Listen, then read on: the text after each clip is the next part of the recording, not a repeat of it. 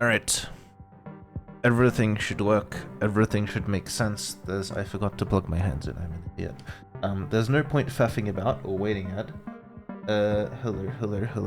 Alright. Hands. Perfect. Very nice. Hello, Pyro Fox Arts. Hi, Pyro Fox Arts. Your name seems weirdly familiar despite the fact that it says first time chatter. But welcome.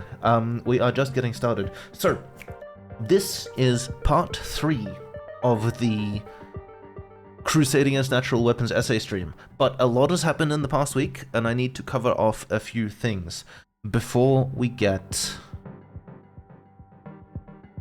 into this too deeply, because I need to... there's a lot of context. There's a lot of context to cover. So also, where the hell is Percy? Bolus, go get Percy. Okay. Yeah, right? Weirdly familiar. But yes, hi. I used to stream early 2022, then I went on hiatus for like a year because I moved to Europe. Now I'm in Europe. Hi. This is me. Anyway. This concept started as a fever dream when I couldn't get to sleep, and I was like, you know what I'm gonna do? I'm gonna write an essay about how if you're a furry and you go to a grocery store and you claw shit up, the insurance premiums should be different than for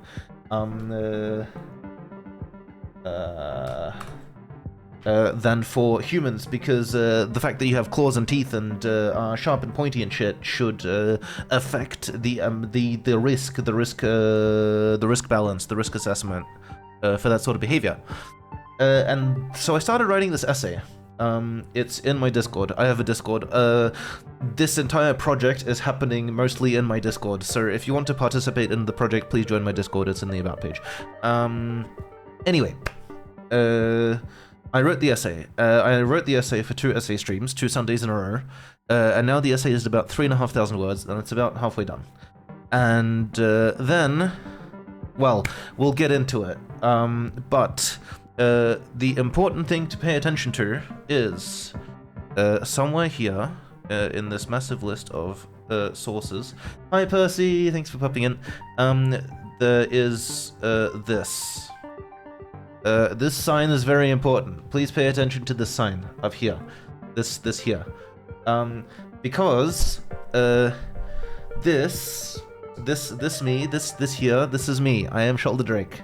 I am a Twitch streamer, and I am hosting and writing this essay / collaborative epistolary fiction project, and this is me. This is the guy who will provide context on what is happening and describe events and stuff. And this is... Hi, I am Ket Mindsinger. I am a furry who has been isekai'd into the human world, and I am having trouble coping with some aspects of human society, so I've decided to write an essay about it. And when I started writing the essay about this, it sort of escalated to, quite frankly, a borderline uncomfortable extent, and a lot of things have happened over the last week that I will be going over on stream and describing the details of. So, yes, hi, it's gotten more involved. Alright. Where are we at? Okay, what we want to do is we want to hop into this screen here, and we will go through everything that's taken place. So, feel free to ask questions in chat. I will be half paying attention to... Wait, who tagged me in Discord? What has happened? Someone tagged me in chat. Oh. Stream now. Whoops. Someone's asking me when stream is. One moment. I didn't expect to be asked when stream is in some other random Discord, so that's why I'm kind of disoriented.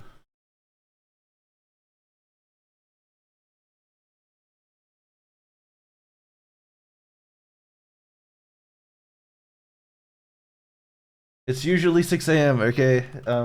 But today it's 4:30 because we got distracted. No, it's today it's 4:30 because I fully expect the stream to run for 3.5 or 4 hours because there's so much to cover off.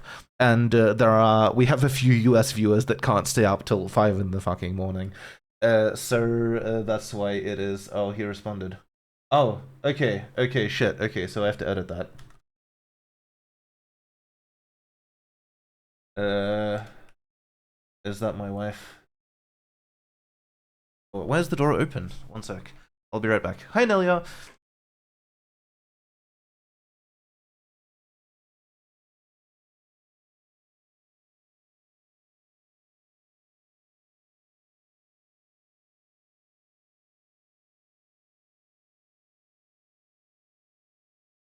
All right. Well, apparently I can't be quite that enthusiastic. But it is after all 4:30 a.m. over here, and my wife is trying to get to bed, and we have a 2-month-old. So if I wake the 2-month-old, I get lynched. Anyway, wait, that's not what we wanted at all. That's what we wanted. There we go.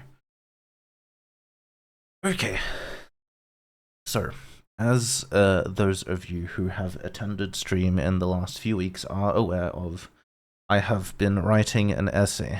I have been writing an essay because, to be frank, life is kind of hard, and for the past 6 or 7 months, I've been doing my best to adjust to human society, and it hasn't quite been trivial. So I've started writing my take on my experiences, and this is my essay. The title is a bit grandiose, and especially after the events of the most recent week, I expect I will be rejigging a lot of this to reflect current events. Because, I mean, while I have been working on this on stream, and there has been some quite robust discussion on the topic with other people in my situation, similar situations, or different situations, and we've gotten a lot of value out of that, I definitely expected to be able to present this as a completed document before people read it, gave feedback on it, and kind of engaged with it. But that is not what has happened, and we're going to have to pivot a bit to account for the fact that this is what is going on. So I kind of covered very briefly my experience, kind of functioning in society, going shopping, issues with risk assessment, insurance,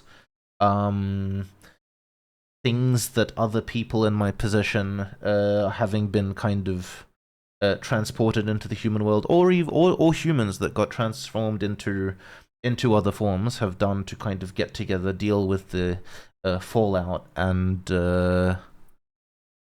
commiserate, and sort of find someone who they can discuss this sort of stuff in solidarity with. And then I got into some of the functional engineering issues that I have to deal with in daily life. So like if I want to go outside, I have to kind of wrap my claws, or at least keep them away from people. And as I've gone into detail here on, I am not a big fan of that sort of intervention. My mind's I'm not designed for that. I need to be comfortable with the ability to defend myself, to arguably, and this is unfortunate phrasing, especially in the context of what's been going on, I need to feel dangerous to feel safe, right? Yeah, right. Look, I stream at this hour because it's shit.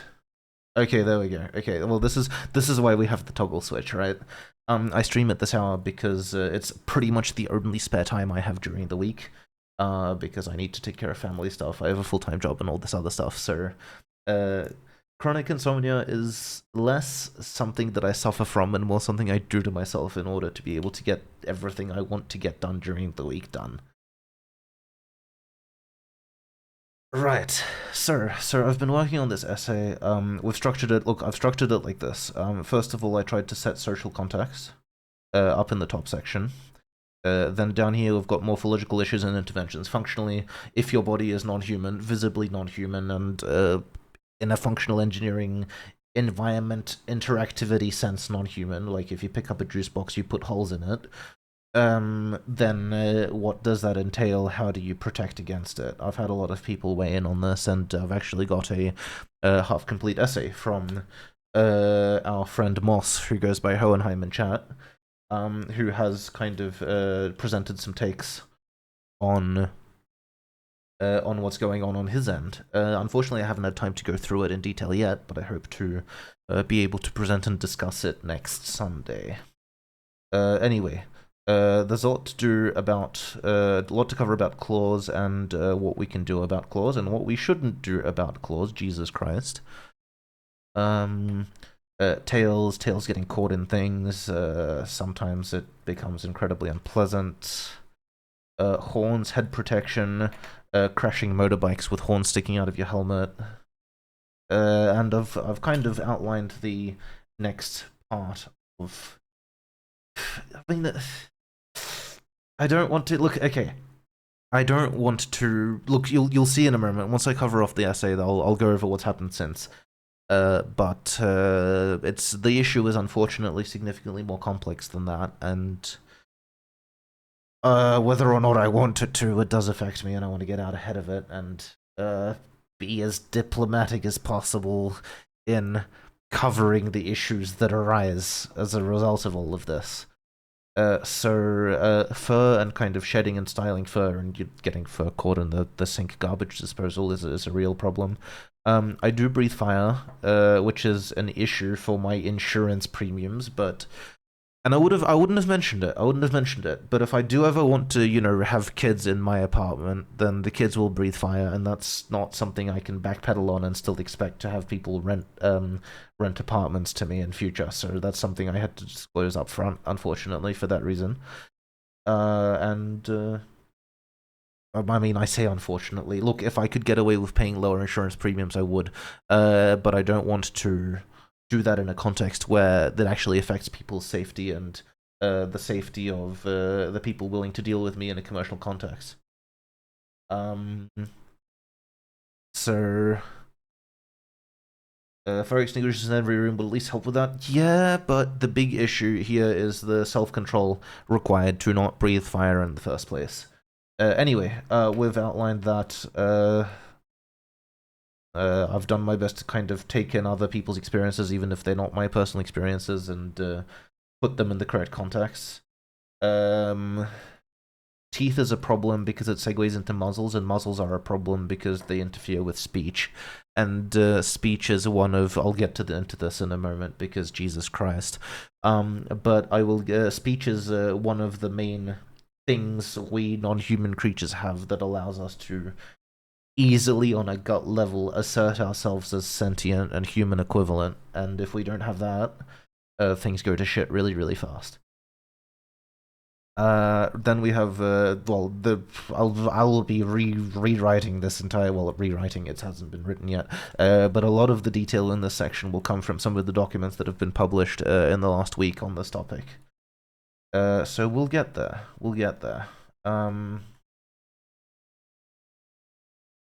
Okay, so at some point in the last week and a bit, disclaimer, all of the documentation I'm about to display is completely fictional and has been compiled for the purposes of this stream only. Please don't react to them or respond to them as if they were real, because otherwise, there's a reason I compile fake tweet chains as opposed to posting on my Twitter, and it's because if someone thinks it's real, I don't want to have to spend 2 fucking weeks explaining myself. Anyway. Sir, this is a thing now, and I don't know whether to be happy or concerned about it. Let's put it this way. Sir,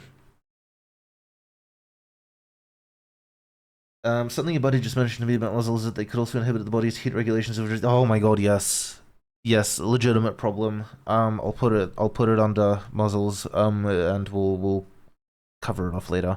I am going to need to restructure the essay in response to some of these documents. So don't hold religiously onto Bolus. If you continue on with anti-furry rhetoric like that in chat, I'm gonna have to ban you.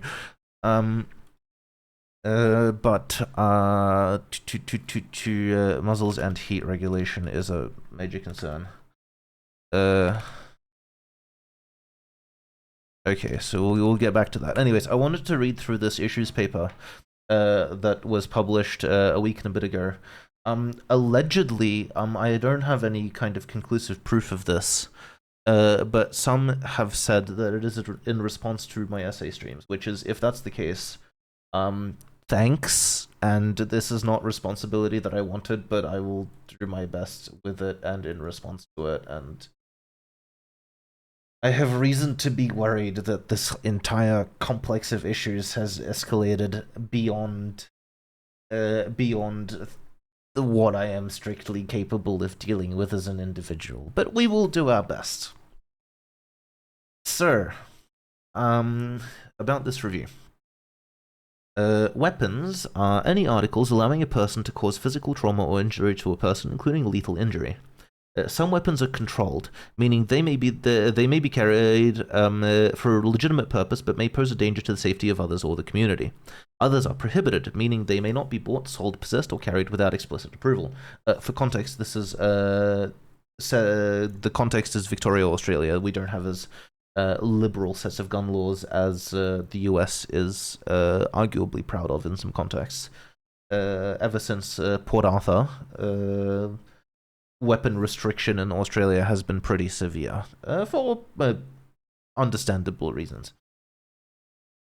Some jurisdictions, such as Victoria, further articulate a third category of dangerous article, being anything not otherwise a controlled or prohibited weapon, but having been altered or being carried with the intention of being used as a weapon.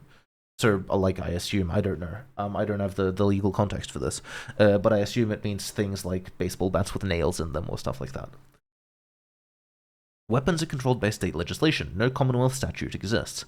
The state statutes are substantially similar in structure, terminology, and penalties, and each delegates the enumeration of what is a weapon for the purposes of the 2 or 3 categories described above to subordinate regulation promulgated by that state's governor and council or the territory's commissioner of police.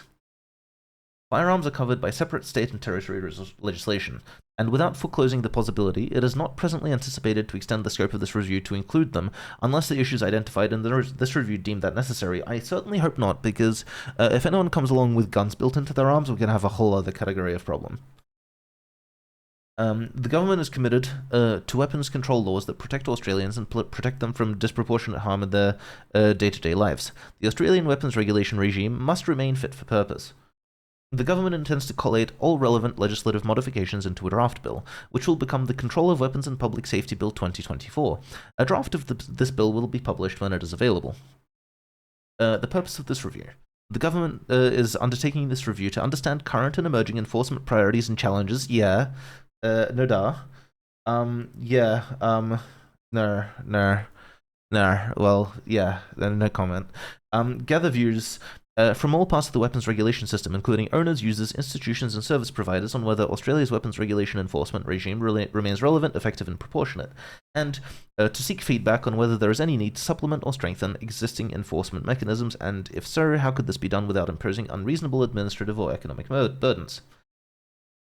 Making a submission, providing their views on the issues raised in this paper, supported by evidence where possible. The department encourages responses to be structured around the specific questions asked in this paper, but you may also provide additional views and information relevant to government consideration of weapons regulation enforcement issues. So, there is obviously, I have vested interest in rejigging the essay to match this structure and to rewrite and repurpose it as an official submission to this process, because of obvious reasons, right?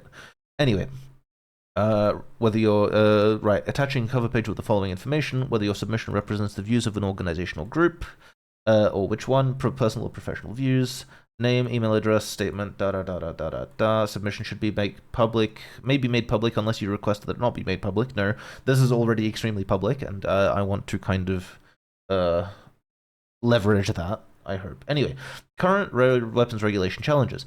Prior to approximately 6 months ago, the regulation of weapons had been considered a settled policy issue in all state and territory governments for decades. The systems were, in all cases, simple enough.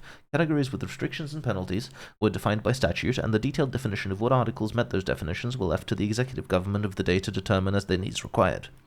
It was generally unnecessary to re-legislate any of these weapons control acts, as the only matter experiencing regular change was the addition of new weapons to the delegated regulations as required. Put alternatively, while new weapons would arise from time to time, the manner of the law's treatment of them had no reason to change. A prohibited weapon, be that a sword, dagger, crossbow, or anything else prescribed by a regulation, was a prohibited weapon. Whatever its being, that weapon would be confiscated, and its owner, vendor, buyer, and/or bearer penalized according to the law. Approximately 6 months ago, Australia began to experience the earliest cases of what are now termed non-human sapients, being individuals of near-human intellect. Near-human, well, that's I'm not going to talk about that now. I'll talk about that later. Who do not belong to the species Homo sapiens. Some of these individuals possess natural weapons, including claws, teeth, horns, talons, toxic chemical secretions, pyrogenetic mechanisms, and some abilities for which scientific explanation is still pending. The legal tension consists of the following. Many of these qualities are inherent attributes of the physiognomy of the individual, of which they cannot be derived without mutilation or harm. Equally, their own mental and/or physical well-being may well turn on possessing these attributes. However, these attributes very much fit the object of weapons control legislation insofar as the mitigation of risk to the community. Okay, clearly someone straight up wrote this up in like the 2 days since my last Sunday stream, because, well, that's terrifying. Whoever you are, thanks, I guess. These attributes very much fit the object of weapons control legislation insofar as the mitigation of risk to the community. The department is seeking to understand the nature and scale of weapon regulation challenges in Australia. 1. What challenges have you been facing in relation to weapons regulation in recent years? Are you seeing any changes or trends? Well, is it? Which part? Because, like, someone has scrambled to put this together on short notice, and if that is something we're dealing with, then it is something that we have to bring into conversation and engage with in good faith, right? Water time, thank you. I am drinking the water.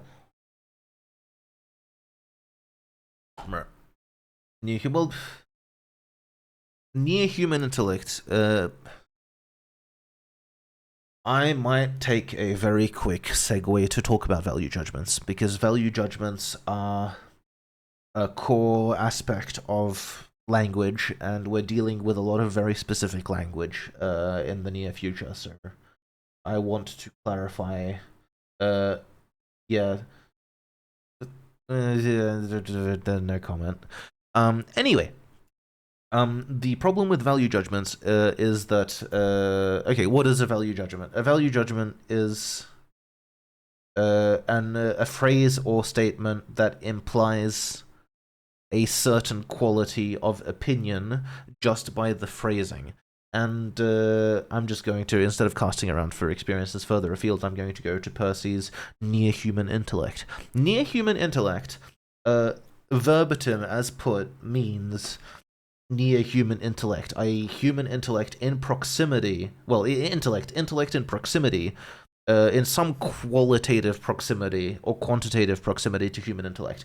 That could mean slightly less, it could mean slightly more, it could be similar in function but different, right? Blue and orange morality or that sort of thing. But because of the sort of context in which this is being used, and the sort of context in which such phrasing has been used in the past, when you hear near human intellect, you don't think intellect around the human average. You think intellect that is almost but not quite good enough to qualify as human. And yeah, they could have phrased that better. But verbatim, as it comes to words and definitions, there is nothing actually wrong with the phrase. It's just the implicit value judgment drags it down, as it were. Anyway, are you seeing any changes or trends, including any forms or methods of infringement that are emerging or particularly concerning, or conversely are becoming less prevalent or concerning? Can you provide any data on the scale of current weapons regulation challenges or the estimated economic impact of such weapons regulation infringements on you, your organization, or your industry more broadly? And also, Bolus, if you think this is bad, I'm going to ask you to buckle your seatbelts. for the next couple of documents. Can you provide any data over this data? Are there any particular drivers of weapons proliferation that you see as noteworthy or significant? Have these drivers changed in recent years?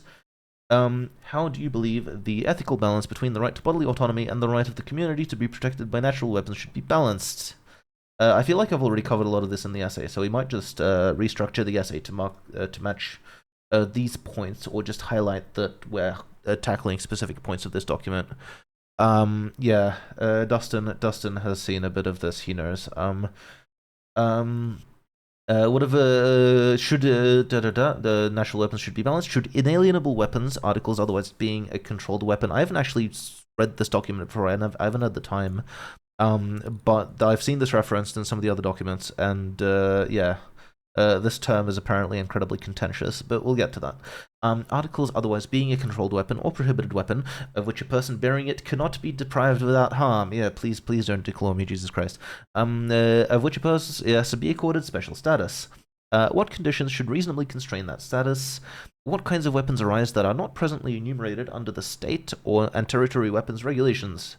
Are there particular themes or commonalities unique to non-human sapients which present regulation does not adequately address? Yeah.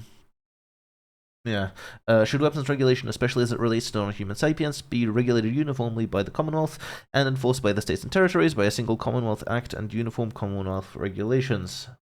Probably. Anyway, I skipped this earlier, I think, but they've listed a submission deadline of 4th December 2023. I would like to get the essay completed and in significantly before that date in order to motivate discussion by others and further submissions to this process prior to the deadline. So I'm going to shoot for something like the end of well, maybe not the end of November, but like mid-November, mid to late November. So there's at least 2 or 3 weeks left before this deadline. Anyway, this is what started it all, I assume.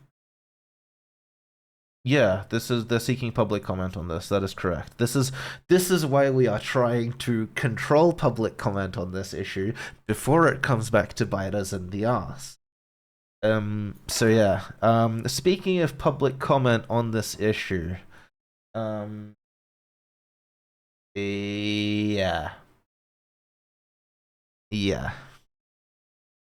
This has become known over the last week as the DCH letter because it has been published by the law firm of Dewey, Cheatham and Howe.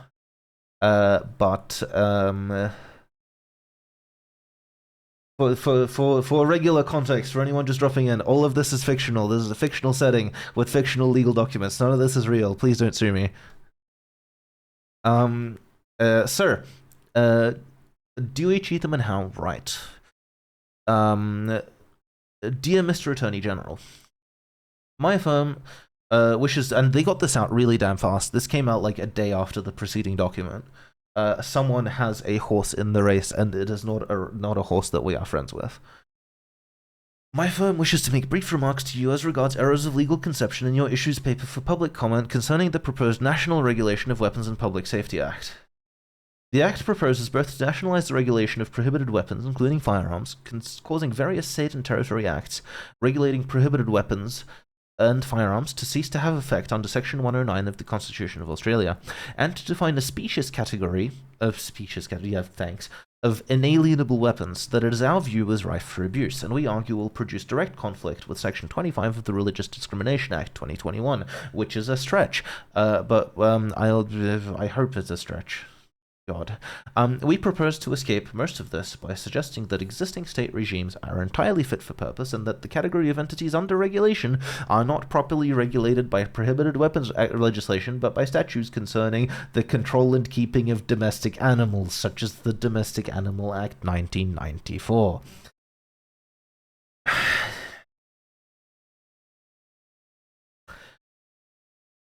On why a nationalized approach to weapons regulation is ill-advised. Section 114 of the Constitution provides that states may not raise armed forces or taxes upon property belonging to the Commonwealth. It is an accepted commonplace that this charges the Commonwealth with exclusive jurisdiction over border control and goods importation and exportation. This is not the good opinion. Shut up, Bolus. border control on goods importation and exportation, including tariffs and duties thereupon, and that this leaves the states to regulate the disposal, sale, and lawful grounds of possession of such goods within their respective jurisdictions.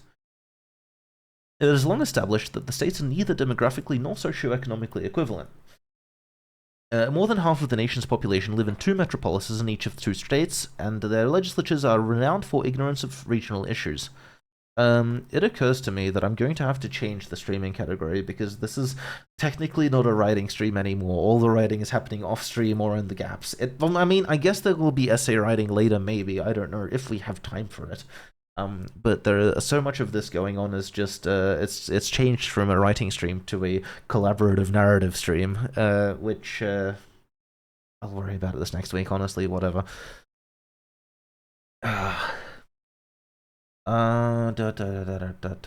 Employ tariffs and duties thereupon. And this leaves. I guess we could make this just chatting. Technically it's just chatting. Alright, let's do that.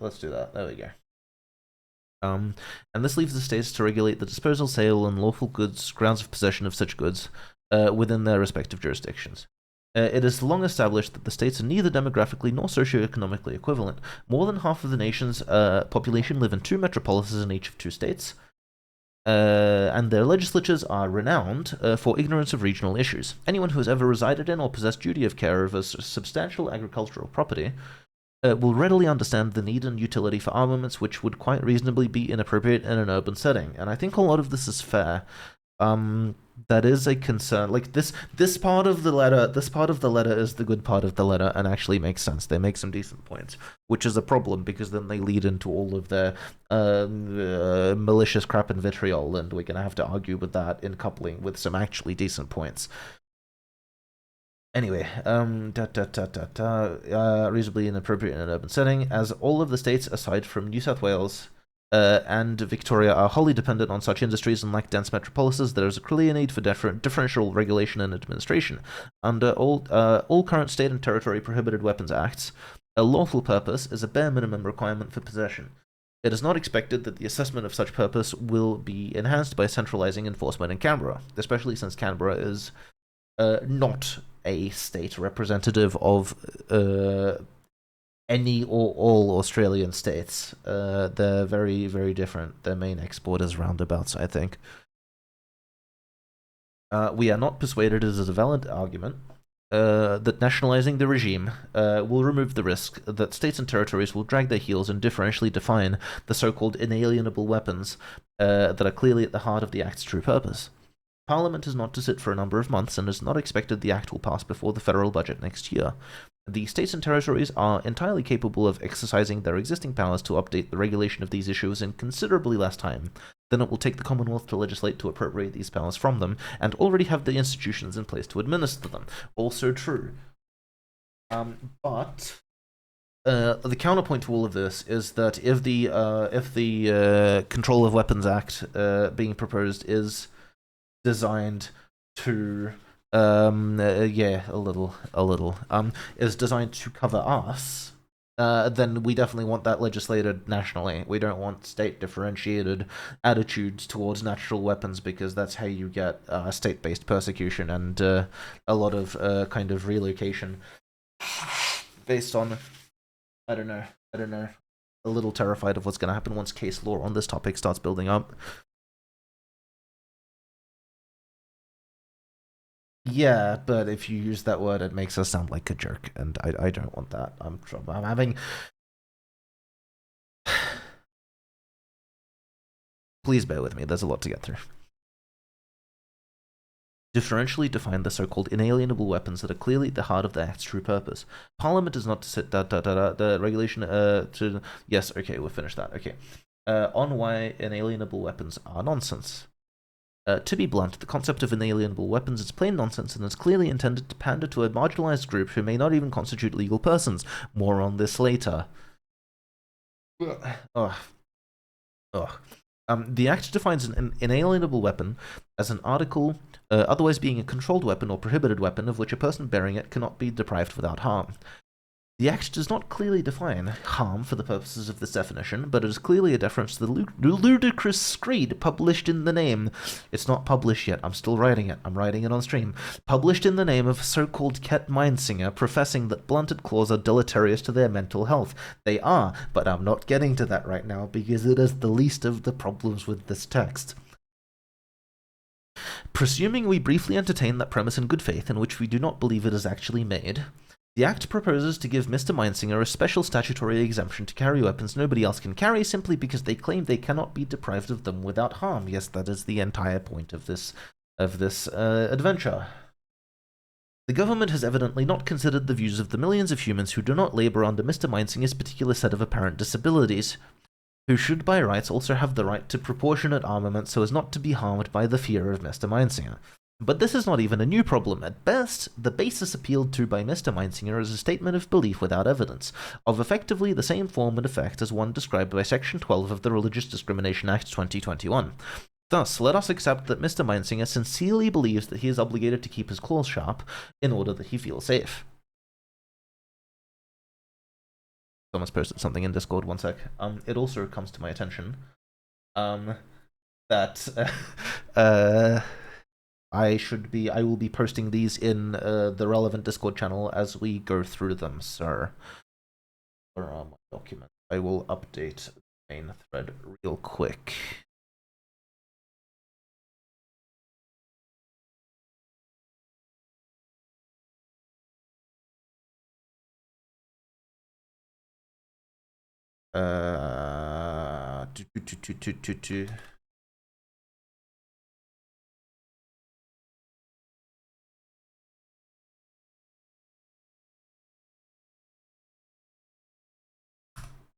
Okay, so we have that. We've gone through that. Okay, now let us accept that Mr. Mindsinger sincerely believes that he is obligated to keep his claws sharp in order that he feels safe.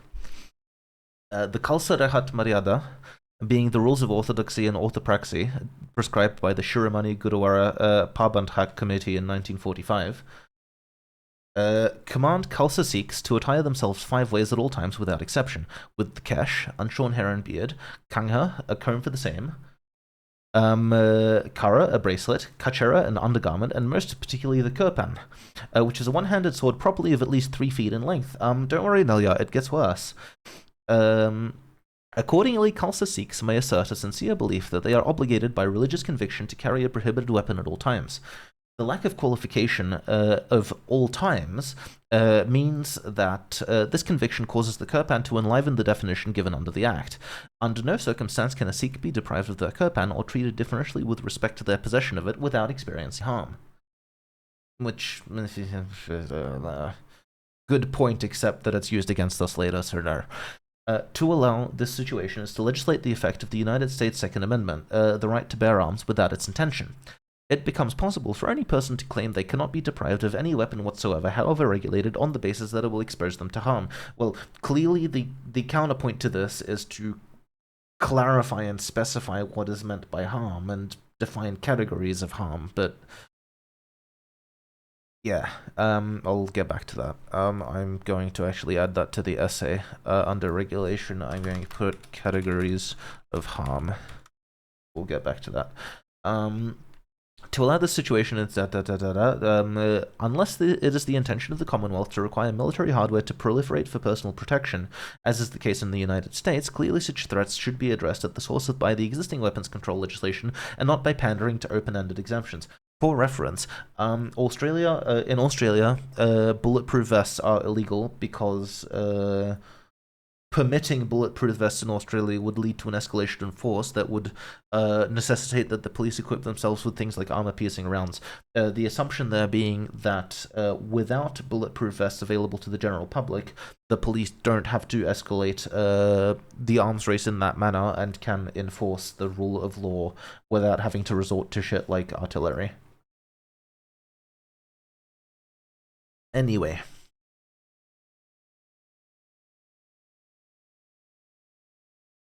On why Mr. Mindsinger is not a person but an animal. The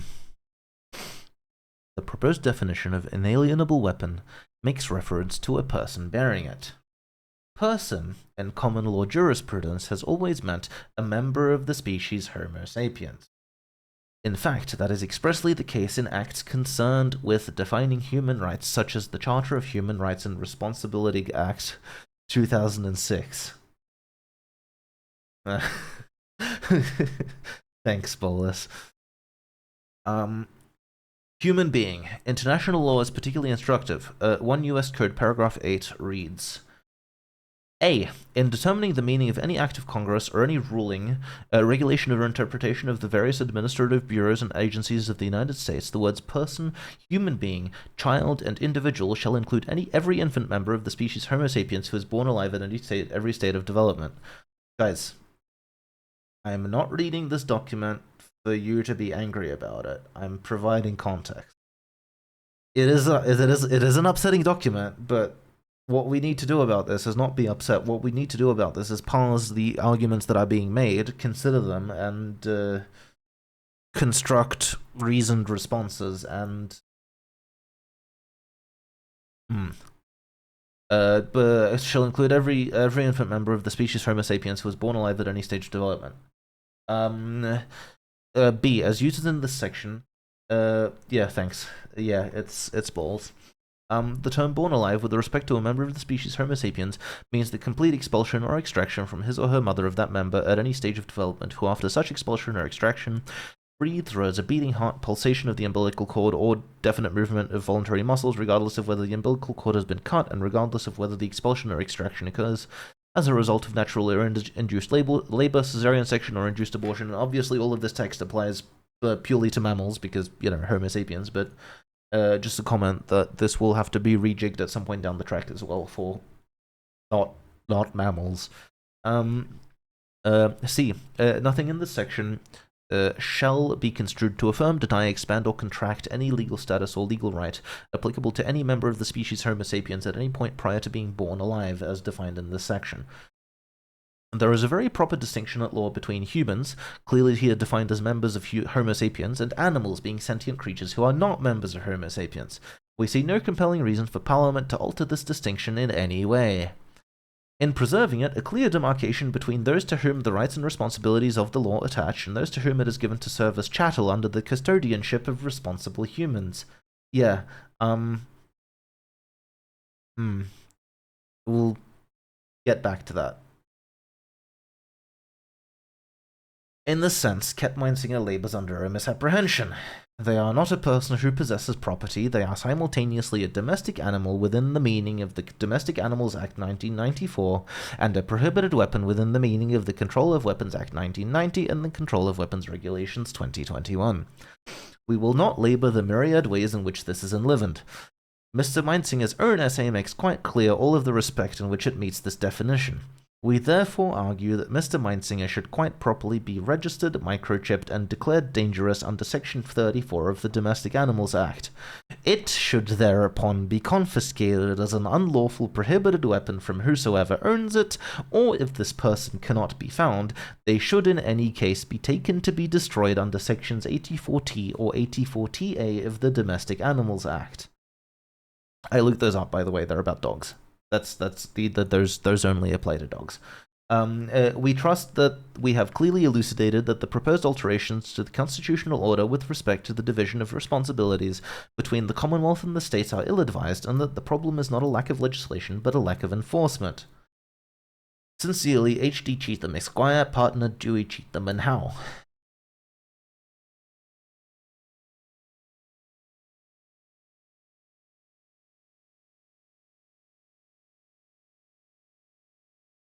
Sir. I'm going to post that in the Discord real quick for reference and further discussion.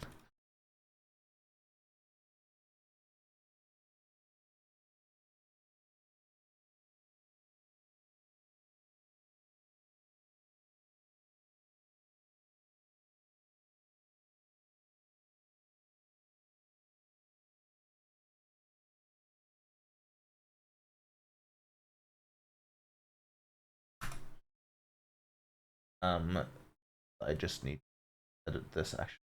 Say it wrong.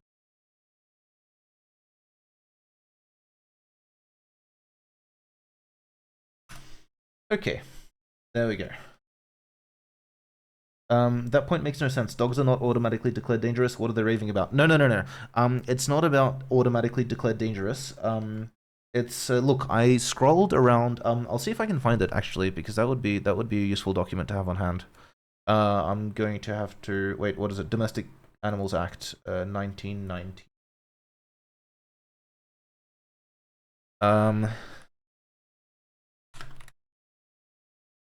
I will also post this in the Discord so people can read this for context, because, well, it's context. Act number version was the PDF in force. Authorized PDF, authorized version. Act.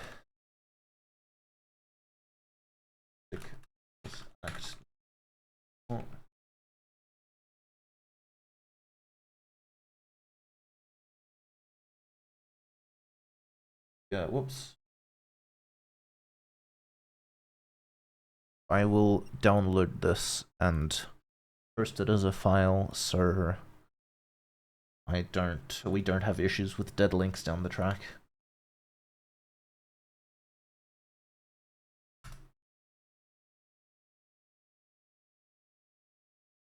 Anyway, let me open this up. No, we don't need that. We should be able to just show that. Okay, cool. So, the section being referred to in the document is specifically 84T and 84TA, and those are on pages 241, 242. Can I navigate straight to the page? Maybe, maybe not. Custody of seized dogs or cats, OPUST. Council must destroy dog believed to be a restricted breed dog if order unknown. Obviously this is dogs only, and it doesn't apply to, well, there is no legislation regarding anything like breed, species, races, or morphology yet, but I believe the connection they're attempting to draw is that if my morphology comes standard with things that could reasonably be considered controlled or prohibited weapons, that by default could generalize by concept into something called a controlled or prohibited, sorry, a restricted breed. Or yeah, they're drawing a comparison between bodies containing prohibited weapons and restricted breeds, which, yeah, despite anything that destroyed the authorized officer with the restricted breed dog, and the dog is unable to be identified from a marker attached to or a device implanted in the dog's body, or information received by the council that is sufficient to enable identification of the owner. Yeah, I'm still working on getting an ID. It's a monster of a process, and anyway, I'm not dignifying this with too much additional context or time. What I do want to highlight, and this is really important. This is really important, and I will get right back to it after. Well, I've gotten my folders messed up. I'm going to get right back to this after a short break. I will be back in a minute or two.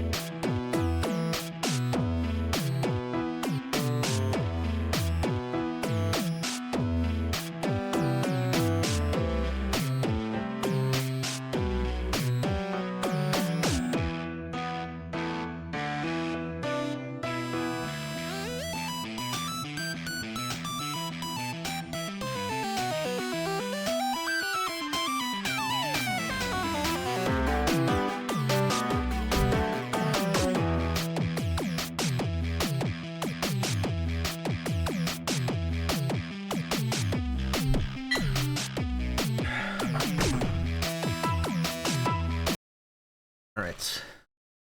There, we're back.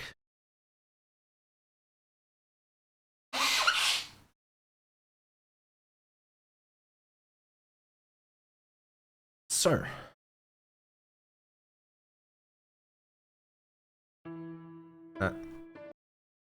I've done something wrong.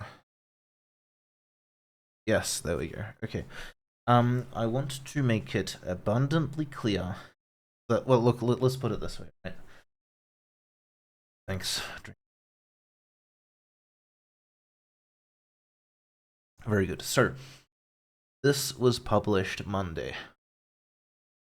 This is a matter of public record, and obviously it was submitted in response to the request for public comment. Now, I have made it clear, I have posted this publicly, and I would like to make it clear here as well. Please, please, please stop fucking with the law firm Dewey Cheatham and how it reflects badly on all of us. It is not going to help. I'm gonna read this off real quick. It's also, yeah, obviously, look, it's on my Twitch, it's on my Twitter. We'll go through this. To whom it may concern, I would like to draw your attention to the fact that the discussion regarding the proposed Commonwealth National Regulation of Weapons and Public Safety Act 2024 remains open for the foreseeable future until, well, yeah, mid-December. And a variety of people with a variety of opinions, most coloured significantly by recent events, especially over the last 6 months, will be contributing to the discussion. As such, I implore you to stop spamming, trolling, otherwise harassing, and generally in any way interacting with the officers and employees of the law firm Dewey, Cheatham and Howe. Yes, I know what they wrote. I have feelings and opinions about it, and once I have had a little bit more time to process them, which apparently I don't, I'll get to that later, I fully plan to publish a response. In the interim, every action taken against this firm reflects ever more poorly on our cohort, whether the perpetrator of such actions belongs to it or not. If some human groups, cliques, or organizations wish to harass Dewey, Cheatham, and Howe in order to cast us in a bad light, and there is nothing we can do about that, not really. But if it is only them doing so, and we do not contribute, it is ever more likely that this will be turned up by follow-up investigations. You're not helping me, you're not helping yourselves, and you're not helping others in our position. Please stop. Stop going there, stop yelling at the building, stop shitting on their doorstep. Someone shed on their doorstep. It's just don't. Just don't.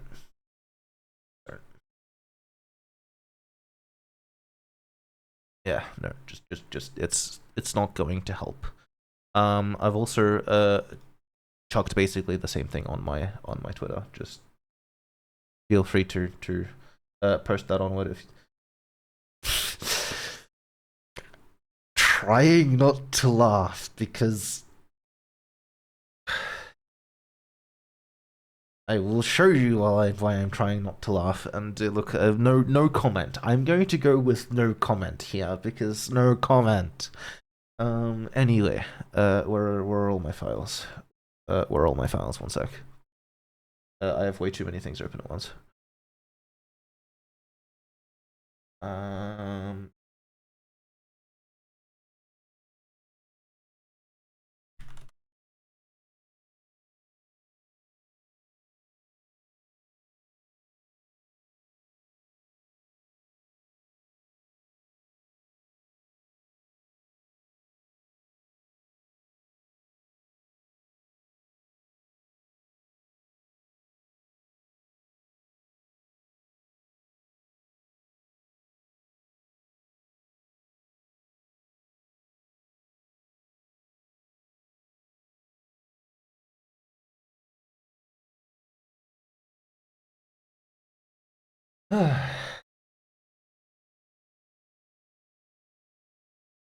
Oh, thank you.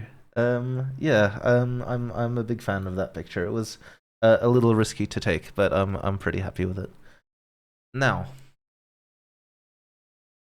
that's that.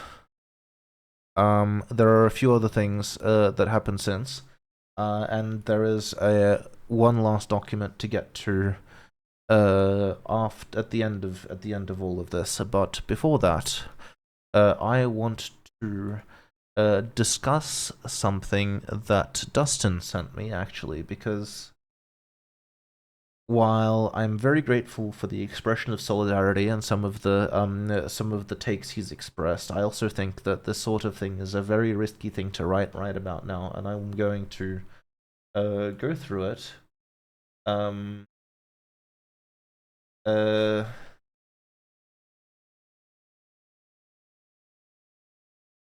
One moment, please.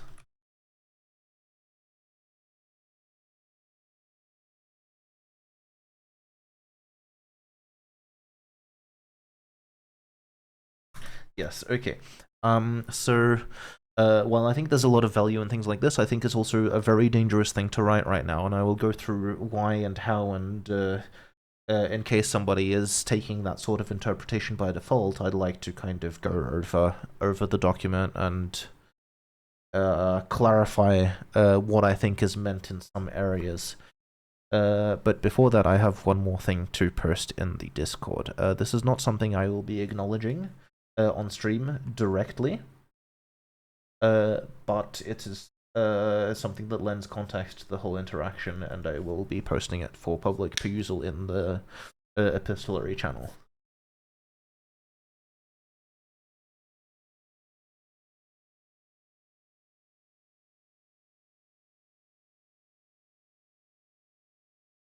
Apologies to those watching the stream who don't want to get involved with the Discord, but it is not. Yeah, look.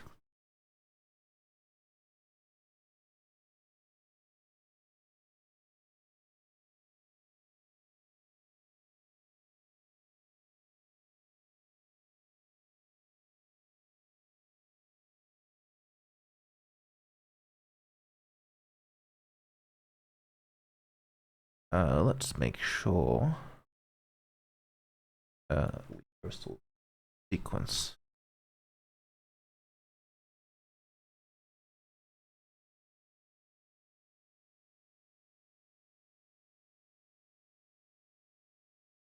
All right, that's all up.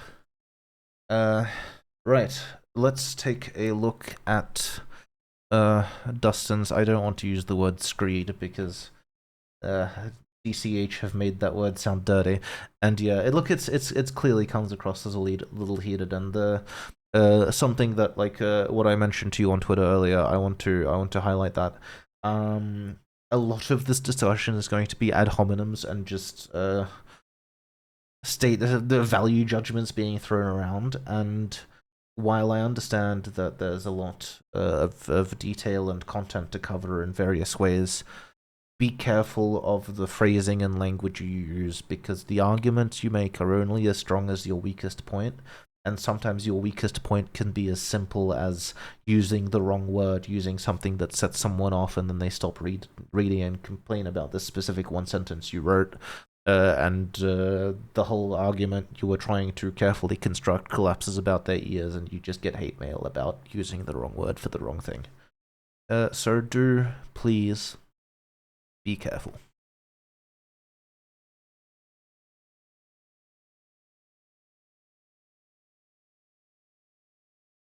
Alright. So this might just be a hair different from what I usually talk about, although honestly, not that much. But there's this neat little dragon down under who's my buddy, name of Kept Singer. He's currently fighting to allow Anthro's native. I'm not. I don't want this fight. I don't. But it's come to me, and I'm going to try to be as diplomatic about this as I can.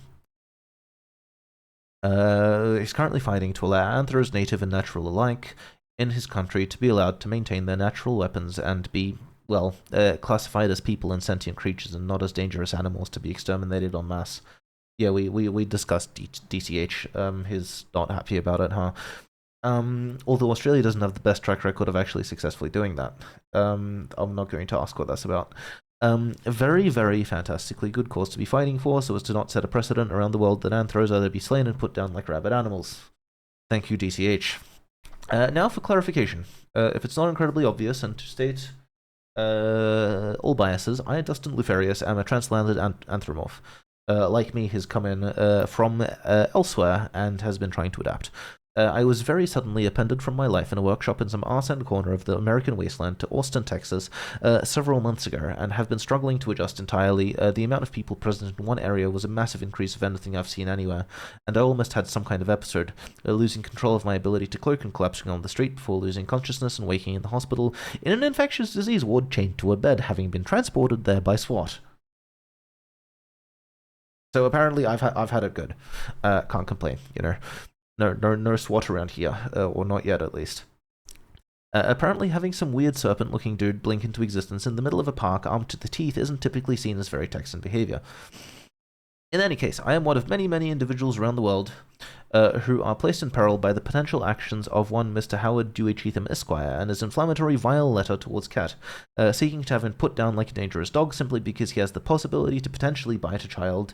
It's so not about that.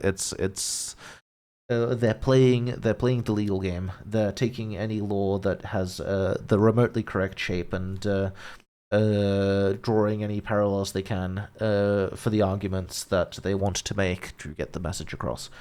And whether or not they succeed will have absolutely nothing to do with my intentions and everything to do with weird roundabout interpretations of case law, which I hope someone on our side can, tackle more elegantly than DCH have. Simply because he has the possibility to potentially bite a child, not that he has yet or has ever even thought about it. Well, I'm thinking about it now. So there, my biases are that Ket is a very good friend of mine, and I'd rather not be hunted and slain by any and all police forces, paramilitary groups, and deputized citizens who want an outlet for their rage and hatred, and I happen to be the funniest looking motherfucker in a 5-mile radius, and they think I haven't been registered like a machine gun. Shit, would they drop me and my kin on the ATF, give them another letter to their name, BATFEA or something? Well, what does that stand for, Dustin? Have another shit show on their hands like Waco and Ruby Ridge. They do like shooting dogs, and we're dog adjacent in the layman's mind, and already even in there or on our side, and want us to not be exterminated or tracked and chipped group in their neighborhood. He was upset. A lot of this text, despite sounding combative, is defensive. He's afraid of what could happen to him, not proposing that he might act this way towards others. I want to make that extremely clear. Tensions are high, emotions are high, shit's upsetting, and nobody reading any of this stuff is going to employ any charity in the process, or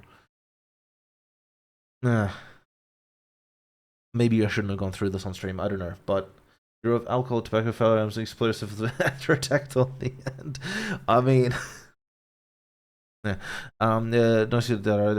closing thoughts. I am a person, if not human. You cannot slay me or my kin like we aren't sentient and thinking like you just because you're more afraid of change than an MRI technician.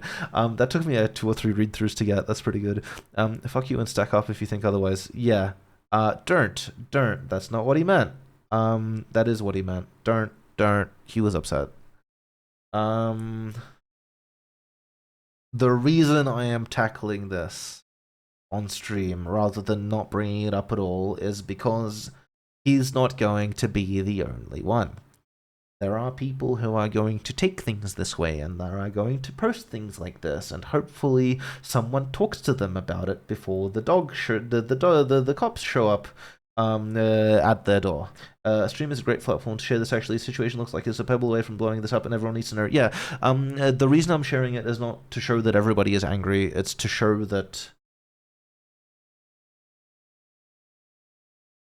emotions don't indicate subsequent behavior, especially if, this is, it's not a manifesto, but it's a step away, right? And, Sic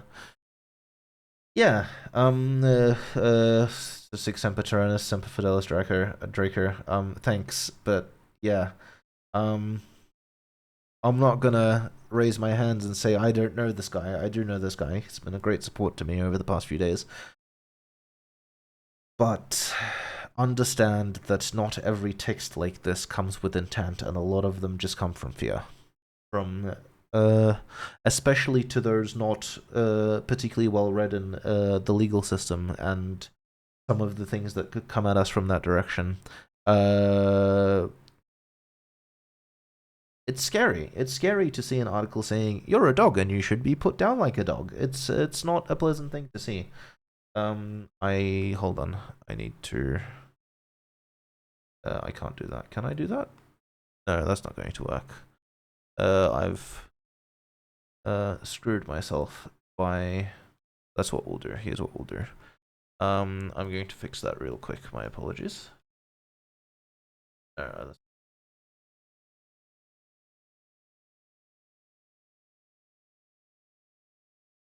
Can we see all of this? Almost. Yeah, there we go. Let's this. Okay, perfect. Now I should be able to read that pretty elegantly. Is that okay? Perfect. Right. So yeah, closing thoughts. If you're a person, I'm a person. If not human, you cannot. I'm gonna hold on. The shape is still off a little bit. Maybe 90. Yeah, there we go. That might look a little better.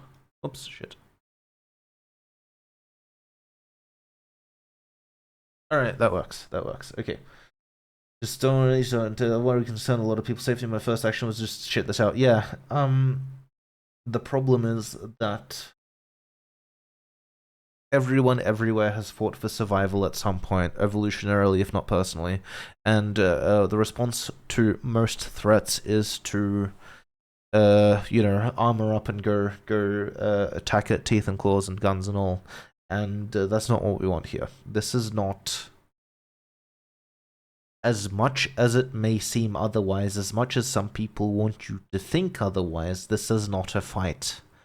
This is a debate and a discussion, and if you turn it into a fight, you will lose.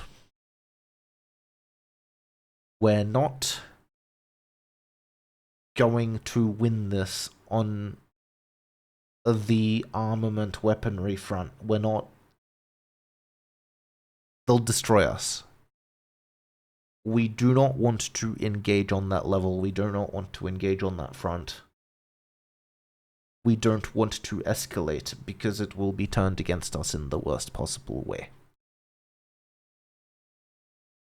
Speaking of which, one moment please as I upload this.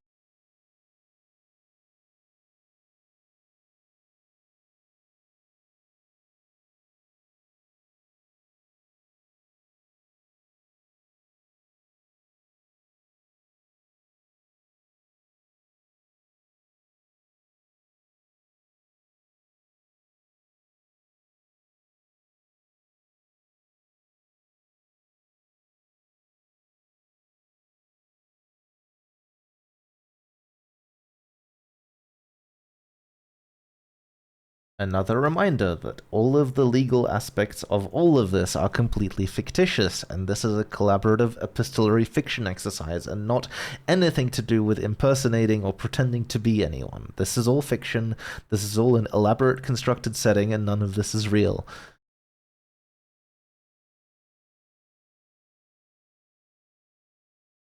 Magistrates Court General Civil Procedure Rules 2020, Form 5A Complaint.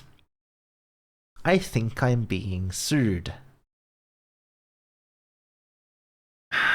Between Howard Dewey Cheatham and Ket Mindsinger and others, such as any putative owners. Yeah, this only came in yesterday. I haven't had time to consult it. I've penned a bit of a brief response because it says here that if I intend to defend, I must give notice of defense within 21 days, using a specific form that is mentioned here somewhere. Anyways, I'll get to this in a moment. TLDR, apparently I have to respond to this, or my owners have to respond to this. What is this bullshit? Anyway, if I intend to defend this complaint, I must give notice of defense within 21 days. I'm going to try and send this first thing Monday. I've written something up that should serve as a defense, but I really want somebody who practices law to look over it. That'd be really cool, because I don't practice law. I am not a lawyer. I don't know what I'm doing. Notice of defense must be given in the proper form, Form 8A, 2 copies of which has been served with this complaint, and you must read and comply with the notes attached to that document. You may attach additional pages if needed. If you pay the plaintiff, it doesn't. There's a section here for monetary damages, which I don't think apply. I think they could apply, but I'm assuming that the fact that they're not populated mean either that someone has made a gross oversight or that they're not seeking monetary damages, so I can't get out of it that way. Not the fact that I'm worth like something like $10 at the moment aside. If you do not give notice of defense within 21 days, the service of this complaint have not paid the claim and the cost, the plaintiff may, without there being a hearing of this claim by the court, and without giving you any further notice, apply for the court to the court for an order judgment against you for the amount of the claim and interest and costs. This is all boilerplate. I'm not going through this. Statement of claim. Here set out in numbered consecutive paragraphs. This is what they're suing me for. This on the screen right now.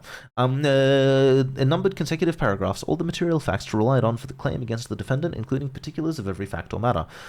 If the claim arises by or under any statute, identify the specific provision relied on. State specifically the amount or other relief or remedy sought. State the place where the date and the claim arose.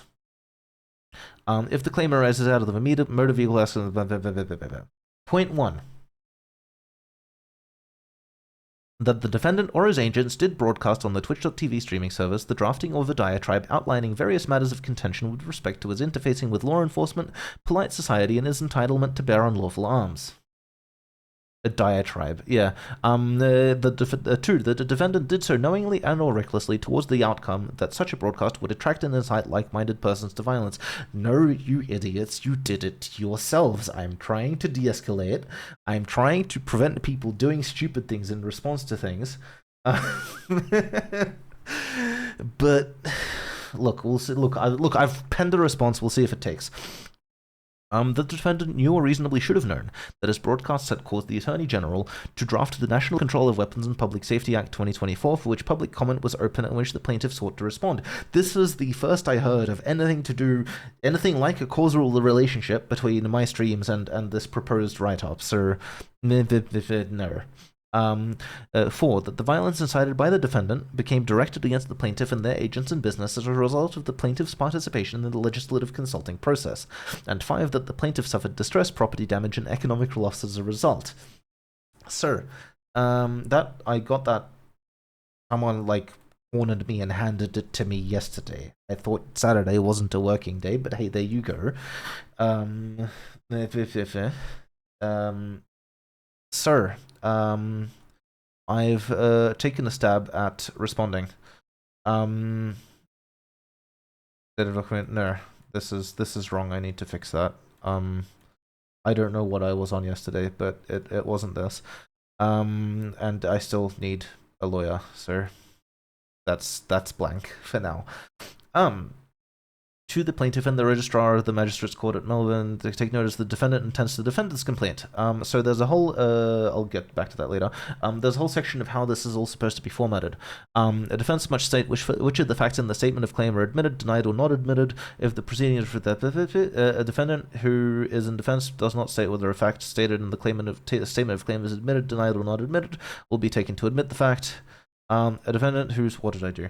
A defendant who states that a fact stated in the statement of claim is denied must give the reason for denying the fact, and if I intend to prove a fact different to the form statement claim, state with necessary particulars the fact the defendant intends to prove.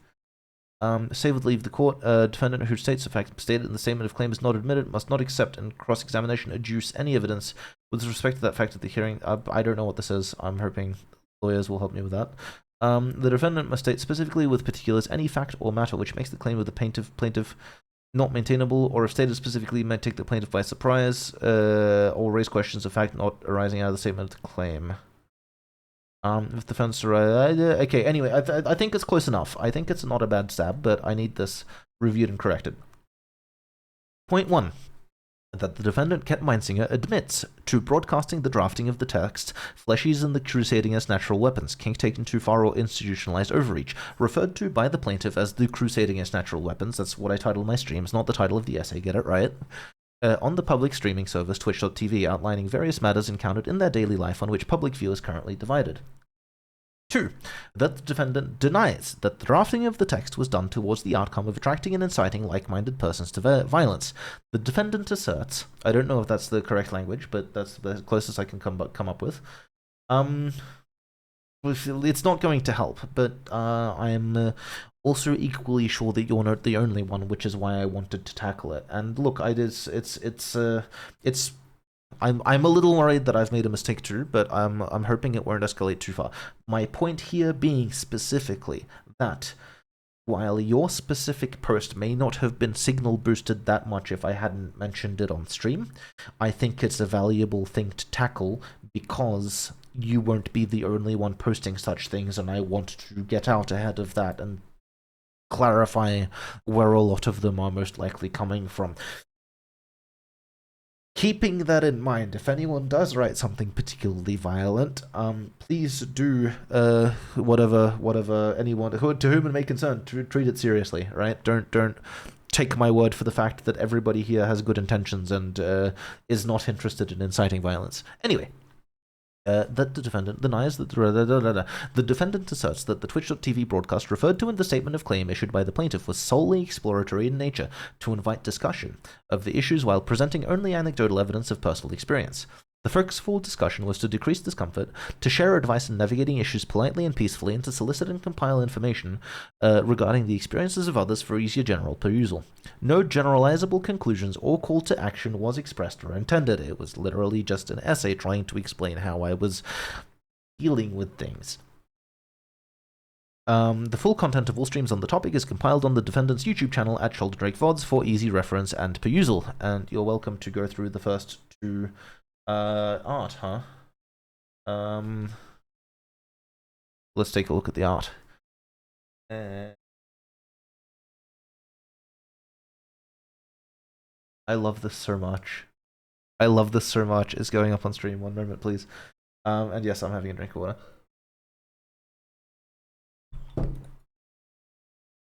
Oh my god. I had to title it that, didn't you? Okay. There's nowhere to put the art on the screen. I will just put it in the middle of the screen. Where is it? There we go. Image source.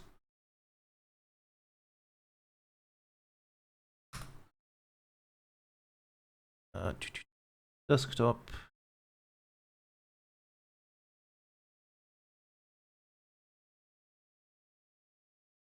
One moment, please. There we go. Yes, quick break for Derp Art by Hohenheim. Thank you so much. I love it.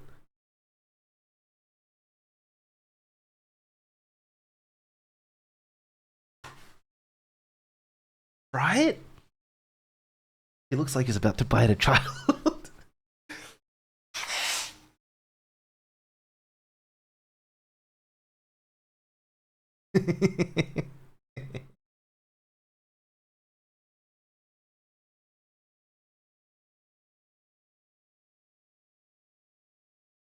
While we're here, have I missed any documents? Yes, I have missed one document. I will post it real quick. Where?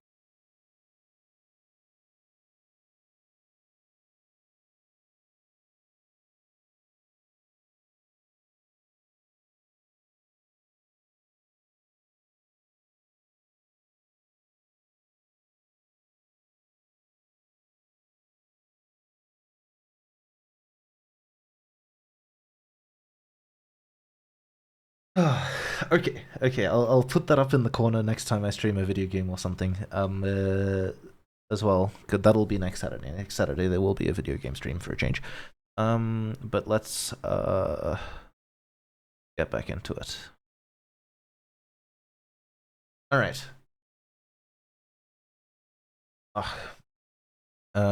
For easy reference and perusal, all the streams are up there. You can watch them whenever you like. Unlike putative references to text in my Twitch description, which I posted, screenshotted, and deleted, and fake tweets which don't actually exist, Shoulder Drake VODs is a real YouTube channel. It actually has the streams on it, and you're welcome to pop in there and watch stuff on it, because everything is indexed. When I say indexed, I don't mean timestamped. I haven't had time to timestamp it, but it's all like there and described and stuff. And I will be doing an edit of all of this down the track at some point later. I don't know when. Point 3. That the defendant denies they knew, or reasonably should have known, that his broadcasts would cause the Attorney General to draft any act or other legislation, or that their actions would have any effect on the actions of the Attorney General in any way. The defendant asserts that no prior relationship, causal, commercial, or private, existed between the defendant, his essay, and the Attorney General in any acts, laws, or other legislative drafts, pending or actual. The defendant denies directing or acting to direct any violence against the plaintiff and their agents in business. The defendant asserts that no direct reference was made by the defendant or their essay to the plaintiff, for their agents or their business at any point, until this essay, obviously, at which point, at this stream, where we're kind of going through everything that happened, accepting brief public comment following some of the harassment and violence experienced by the plaintiff and related parties. Said public comment was made in an attempt to de-escalate the situation, is a matter of public record, and can be found on both the defendant's X, formerly Twitter account, and on the About page of their Twitch TV channel. That the defendant denies that they were a cause in any of the distress, property damage, or economic loss suffered by the plaintiff or related parties. My take on this is that they have no leg to stand on, and hopefully this will be thrown out because this is an incredibly stupid claim. But I still definitely want to follow all of the things that I need to follow in order to not end up in trouble. So, yeah. That has been my week. Welcome to my week. We are now an hour and a half into the stream, and can finally start considering looking at the essay. Thank you everyone for bearing with me as I went through all of that. Let me take a really quick look at the documents and update whatever needs updating. Oops. Oh, I've got a document open. There. Try again. Oh, open in Word, huh? Oh, I guess it is. Try again.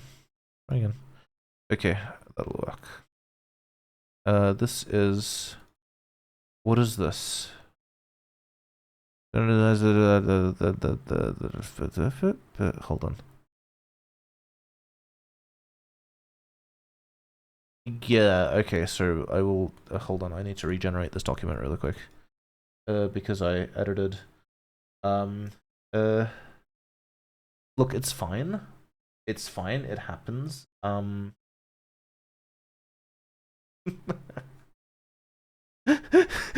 Thanks, Hohenheim. He made me an edit of that art that says "Feed me your children" at the bottom. Yeah. Yeah. I'm hoping this blows over really fast because it is incredibly stupid. But also,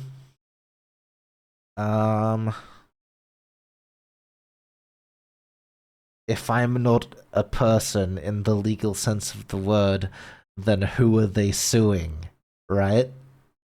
So we could have an in here. We'll see how that goes.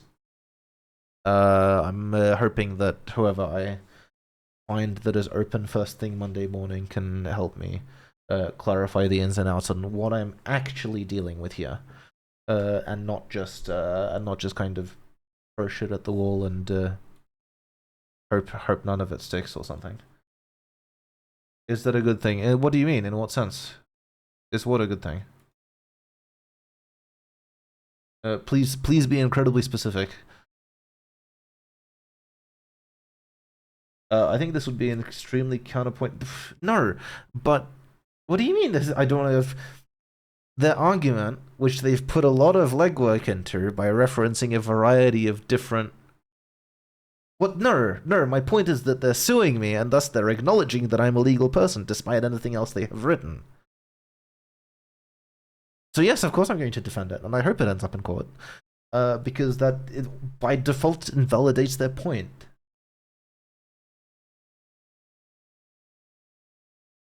Yeah, right? It's a really stupid mistake to make if you think about it. Yeah, okay. That's That's done. That's good. I just need to wipe the metadata off it, and I'll post that in the Discord as well.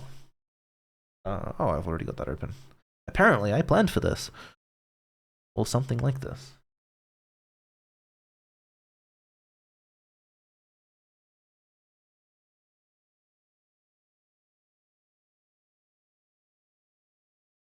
Trying not to mix up all this fictitious legal paperwork with all the actual legal paperwork I have lying around on my desktop.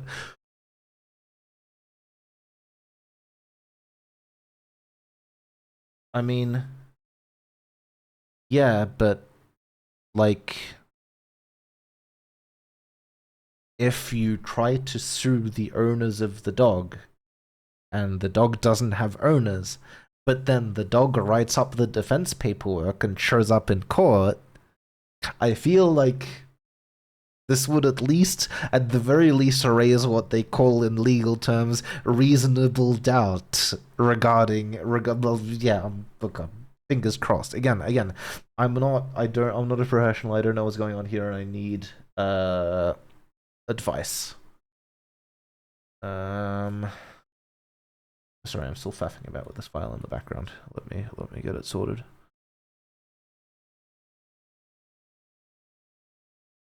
I'm really glad I set up that in-character, out-of-character hotkey.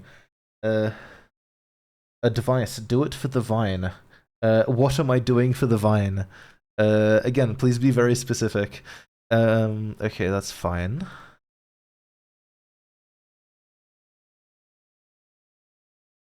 So yeah, to anybody who's just come along and kind of started randomly interacting with the stream, all of the documents and narrative. Whoops, I forgot the button. All of the documents and narrative are being posted in my Discord in a dedicated channel, and you're welcome to pop in and check them out. Do it for the Viners. So, oh my god, yes, yes. Well, if I don't, I'm a little worried that the entire thing will proceed without my participation, and then I'll either be, fined or microchipped or something. It's Belle. Who's Belle? Hi, Belle. Hello.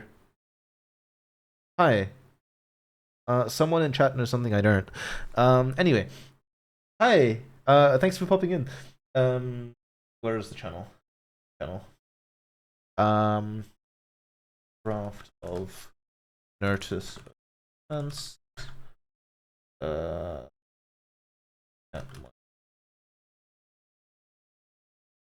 Fifth.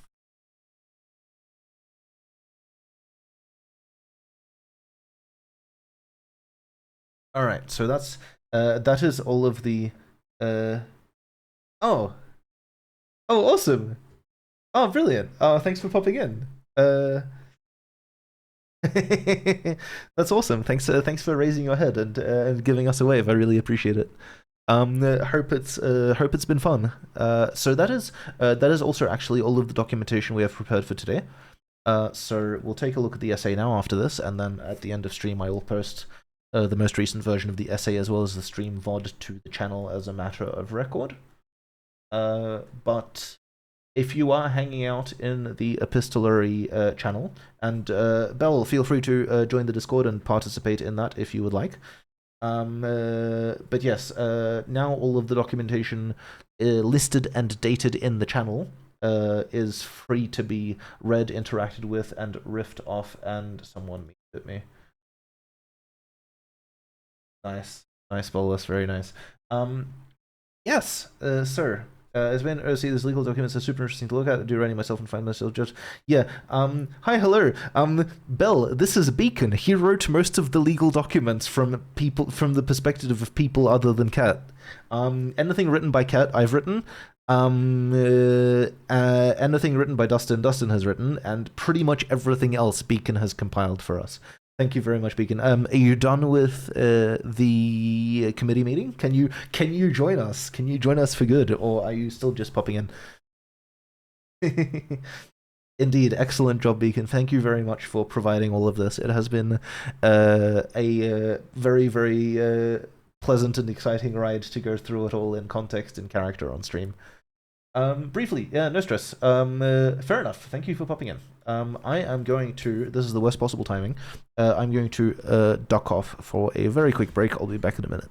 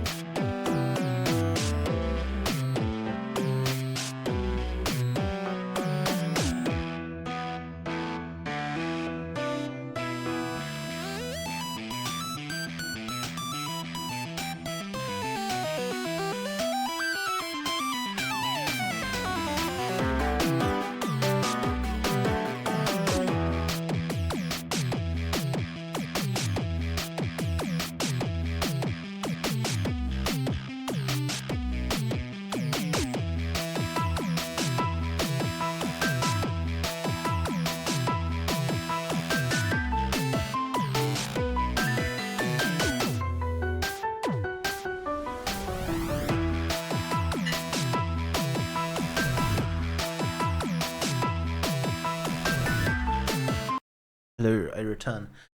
Before we hop back into character and start discussing the ins and outs of all of this, I want to also clarify, anyone who wishes to pop into my server and partake, you are most welcome. Bell, there is a Discord link in my about that should still work, I hope. Please test it for me if you're so inclined.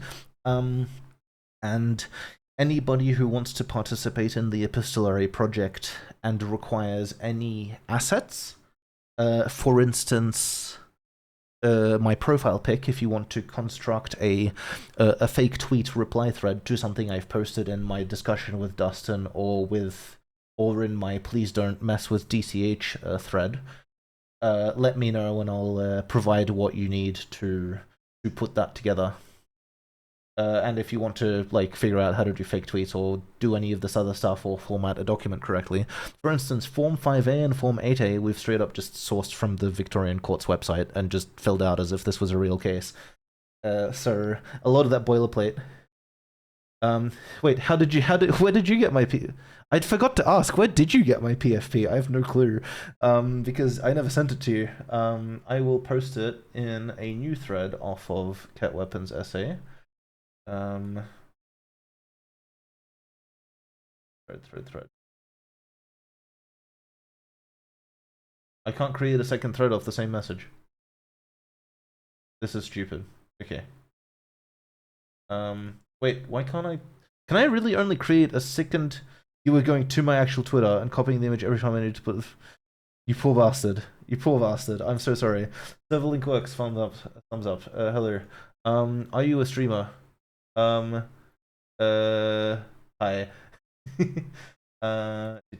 Profile, mutual servers, no. Okay.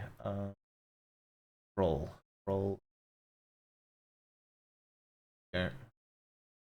You should be able to post and see stuff now. Listen, it was super worth it. I mean, that is true, but you could have just messaged me for the profile pic. Speaking of which, I need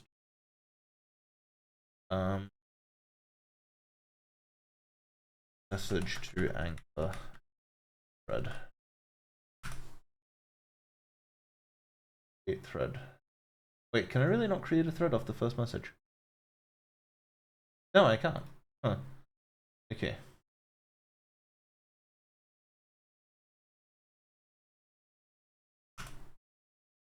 So starter message is required. For assets and links just to create epistolary content, including a fake tweet, websites, graphics, etc. And I will post my profile pic in there so people can use it to respond to my fake tweets. One moment, please.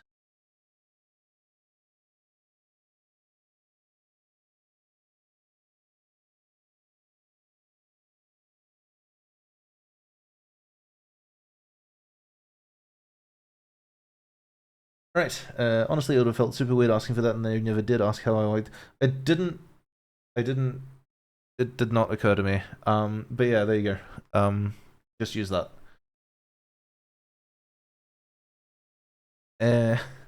Yeah. Well, then I'm glad that you did the Twitter chain, because I didn't do the Twitter chain, and it never occurred to me that you wouldn't have that lol. Oh yeah, nice beacon. Well done. Okay. And I'm just going to say, before we delve back into character and into the essay, I really like Hohenheim's art because it sounds like it looks like something someone who read DCH and agreed with it would have drawn. Where is it?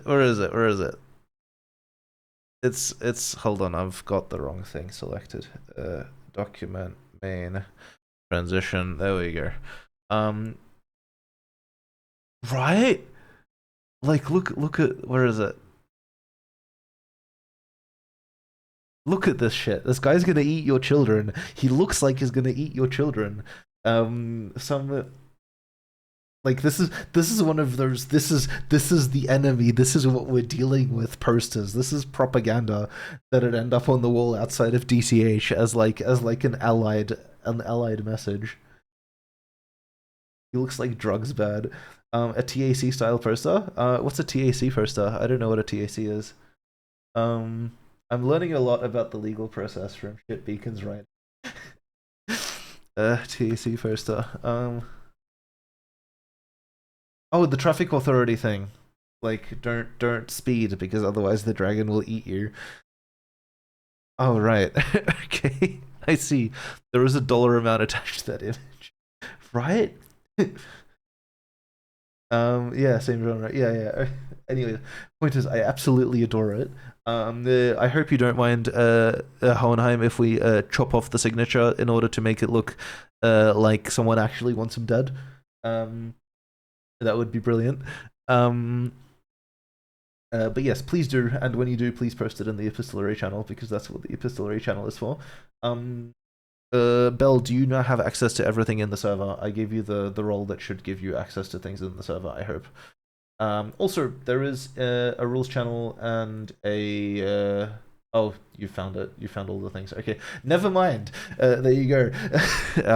Thank you for popping in. Now, all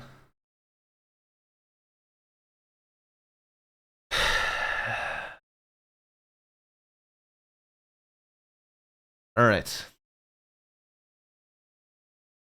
About Shoulder Drake, there's nothing to fear. Yeah. That only brilliant. That only applies to out of character Shoulder Drake. In character Shoulder Drake fears a great many things. Also, actually, out of character Shoulder Drake also fears a great many things, which is why it says there is nothing to fear, because it's the message I want to be true at the time, not something that is actually, strictly speaking, correct. Now, I have to admit, after all of that, I'm a little deflated. I'm not sitting here excited about sharing details regarding my situation and assembling a document to reflect all of that in the public eye, but unfortunately, everything we've just gone through makes it all the more critical that I do this, no matter how little I suddenly want to, and no matter how much I just want to curl up under my bed and hide from the world. So, while I don't really have to worry about legal advice until first thing Monday, and I do ostensibly have 21 days to resolve all of this, and I'm tempted to, while getting it in on time before the deadline, make them wait as long as possible, there is really no advantage to that, and we may as well play fair and above board and show goodwill, right? Show goodwill in the interactions. Do I have a court summons date yet? I don't know. I didn't read it. This is my form. Let me find the document and chuck it up. Where is it? Here it is. PDF. It's usually a different document. Okay, in that case, I have not received a different document. I've only received this. Address service of plaintiff notes to the defendant. It will clearly say go here at place and time. No, I don't think so, and I'm pretty sure this is all boilerplate. And I don't think there is stuff like that. No. There's just this crap that they're ostensibly complaining about. So yeah, no, nothing yet. Yeah. First thing Monday. I don't want to try and call lawyers on Sunday. That'll just, yeah, I don't think that will engender goodwill, right? I don't. Yeah, I'm not looking at this anymore for now. I've had enough of that bullshit. Okay. I'll worry about that. I'll worry about it tomorrow. When should I expect such a thing? If I do receive such a thing, when should I expect to receive it? It seems like the sort of thing they might want to provide me with. Oh. Okay. So it's the exact same thing that is going on my end. So they give me. Hold on. So if I fill my thing out and I submit it, they can still sit on their ass and wait 21 days and then give me the date in 21 days and then it's like tomorrow. Is that a thing they can do? I don't like this. I don't like this at all. Who determines the court date? It's not the plaintiff, is it? Surely it's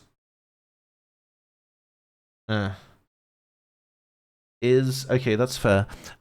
Is the date, because there are all these 21-day deadlines, is the date by definition within outside of that 21-day window? Because if they give me a court date and it's like next Friday, does that cut my deadline of notice of defense down to before the court date by necessity? And if so, A, can they do that? And B, what do I do about it? Other than hurry.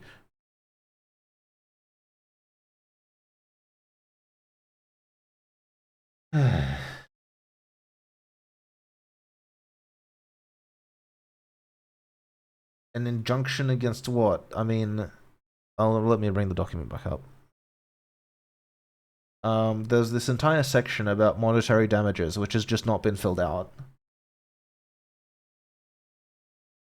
Oh, an injunction, right? I think they do. Yeah. They didn't say what they want. They just said what they're complaining about.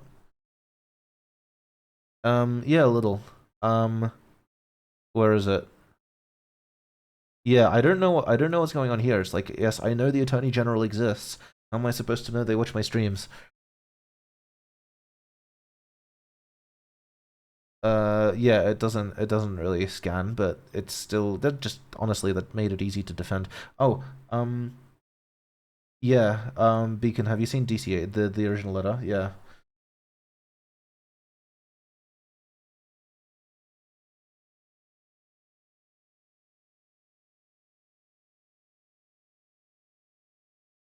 I mean, I don't know if that's your entire opinion on it, but I'm not going to disagree. Yeah. Like I said earlier, which I think you missed, they're clearly trying to draw a parallel between morphology containing ostensibly prohibited weapons and restricted breeds, which is not. It'll never fly, but in case it does fly, it's not something we want to fly, right? Yeah. The other question is, and I do try to ask myself this, and it's I've kind of how do I put this? Cui bono? Who benefits from any or all or any of this? It is something I try to keep an eye on in real life, and the intense emotions behind all of this have sort of blinded me from it. But it is arguably the most important question. What do you mean hyperextended interpretive doctrine? Like, they're making facetious comparisons. They're drawing analogies. They're drawing some. Oh, I mean, clearly not. Like, any vet will testify to the contrary. Like, none of this will fly. The problem with DCH isn't that it's a legitimate legal avenue to setting legislation. It's that it's setting public opinion as early as possible against us. I mean, it's not legal fiction. It's not. They're not saying this is true. They're saying that it could be true, and that this act, this established law, could be applied in this context in this manner. Which election? The American one? What's that got to do with me? The federal one? No, I didn't know that. Well, didn't they just have one like last year? Or am I getting too mixed up with Look, I've done as much research as I can in the last few months. There's a lot to catch up on. No, that's the American one, Bolus. The Australian one is every like 3 years, I think. So that would be on schedule, yes. Yeah. Your concern is? I mean, all of this is getting handled before then, right? Well, how much? Wait, what do you mean? How do I? Oh, and the thing. Well, yes. My point being, oh yeah, oh my god, well poorly, that's how. And I'm sorry to anyone involved in that, especially Dustin, who I've had a bit of a chat with about over Twitter, as mentioned. They did say the defendant reasonably should have known that his broadcast had caused the Attorney General to draft the National Control of Weapons and Public Safety Act 2024, which I first heard in this document. Like, there is a while the issue in the issues paper is clearly phrased based on some of the things I have said. None of the how do I put this? There were like, did someone watch my stream and then draft that? I don't know, but someone thinks they did, and I don't know why they think that. What do these people know that I don't? As the public opinion matters because even if DC goes down in flames, a suitably minded alternative government. Yeah. Yeah. Is that a thing in Australia? I thought that was an American thing. But yes, I will put that in the essay as well. Down onto the conclusion. FOIs we need. Anything referencing causal relationship between publishing the what is this called? Control of weapons.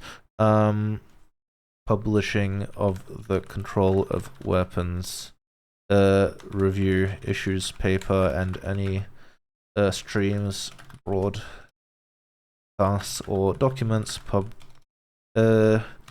published or otherwise made. I'm gonna hold on one sec. I'm gonna display this so you guys can see what I'm writing. Or otherwise made public by Ket Meinsinger. Do you want me to write? Do I want you to write some? Can you write some? That would be amazing. Just it's all about the phrasing, right? Because if you phrase it wrong, they don't give you the thing. Hello, Killbot. How are you doing? Have you been enjoying the stream? I do also, and it's real bad. What do you? Oh, there's also yeah. Yeah. Leave it with me. I will. Okay. Anything referencing? No, but also let's. We might need more than one. Almost certainly, we'll need more than one. I feel like. Definitely give it to me to submit it in my own name. Then I will check it with my legal counsel, and also I will have another stone to stand on regarding Ket as a real person and not a dog. So hopefully that will lend some weight to that presumption. That would be good. Anything. Playing Monster Hunter, but so more court documents. There's been a very what is one?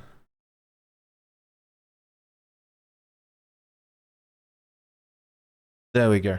There has been a very large amount of mock court documents, but Ket will never admit they're fake because Ket doesn't know any better.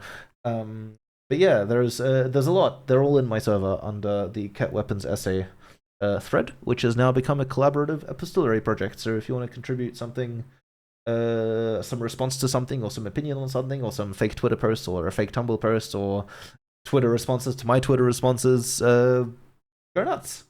I will be curating things for quality, but if I think something's not up to scratch, I'll work with you to fix it rather than just deleting it. I try not to be an asshole about it.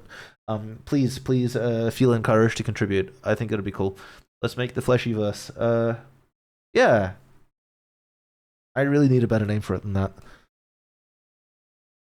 So yes, if you could give them to me to publish, I will see if I can also. I don't know what the deal is with publishing that sort of stuff online and giving credit, but certainly from a legal process perspective.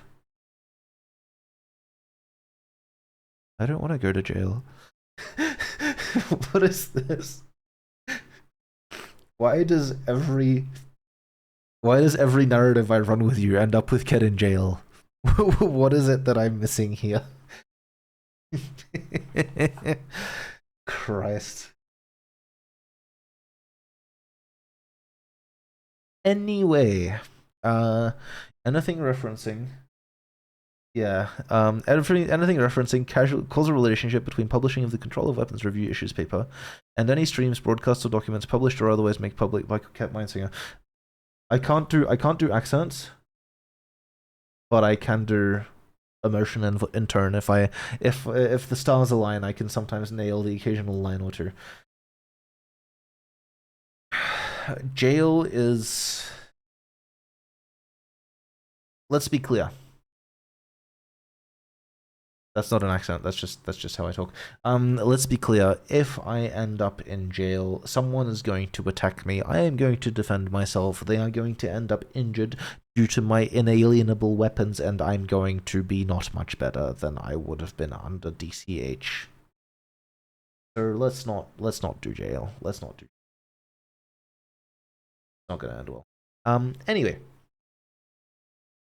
Anything referencing causal relationship between publishing of the review issues paper. Okay, what else did they actually complain about?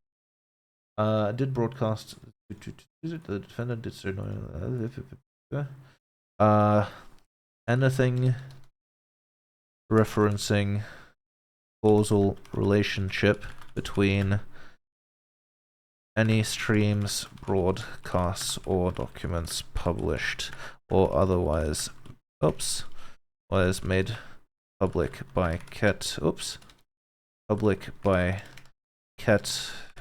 Mindsinger, and any harassment and damages or other inconveniences or deleterious consequences suffered by the law firm Dewey, Etham, and Howe. Any of their partners, employees, acquaintances,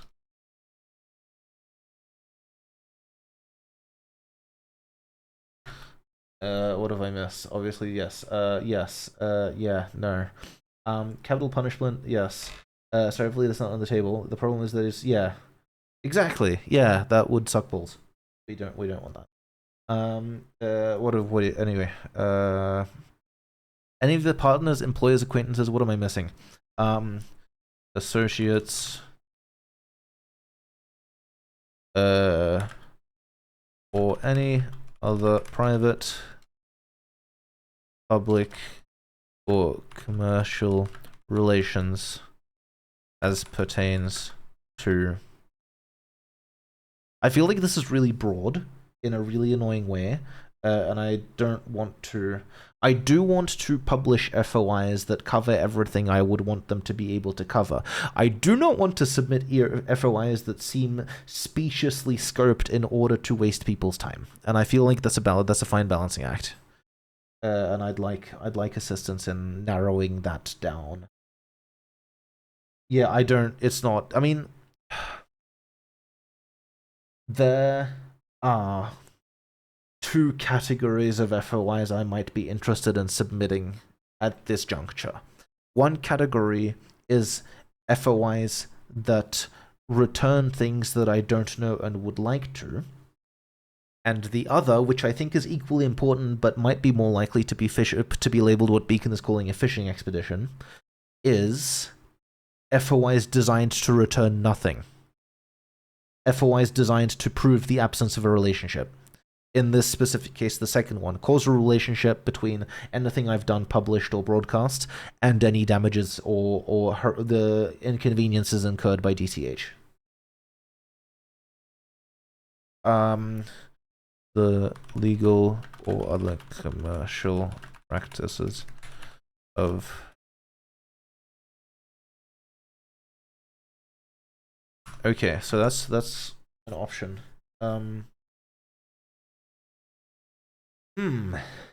What else? The defendant knew.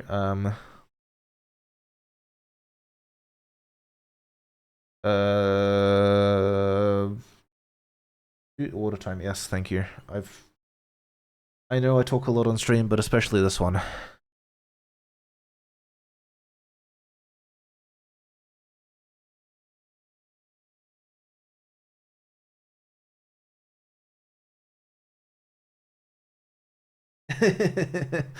Yeah.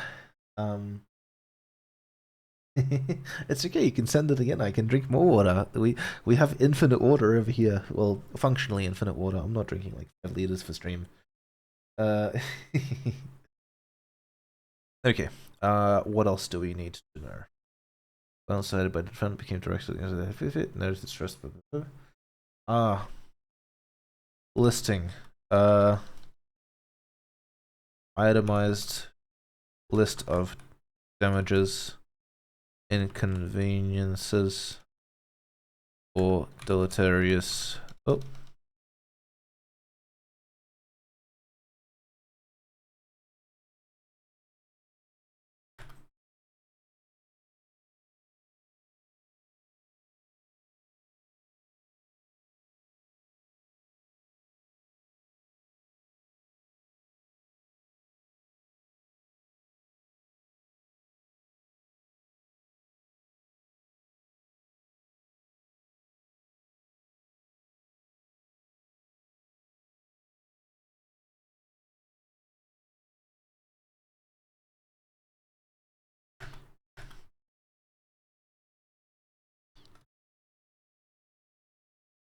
Okay. I think this last one is actually critically important. Beacon, what do you think? The last one is specifically geared to show that any and all relevant damages incurred by DCH were incurred as a causal result of their letter and not of my streams. And I think this last one will do it.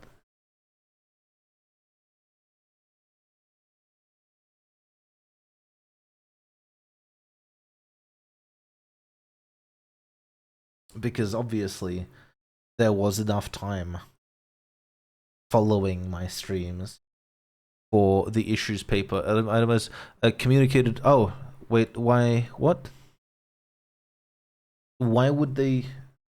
Okay, what is the scope of an FOI? Obviously, this is yeah. That makes sense. Okay, then I need to rephrase it as communicated.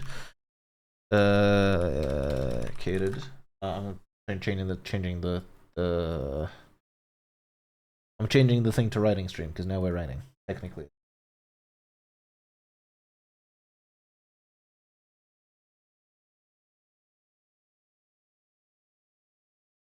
There we go. Yeah, I figured. I communicated to the department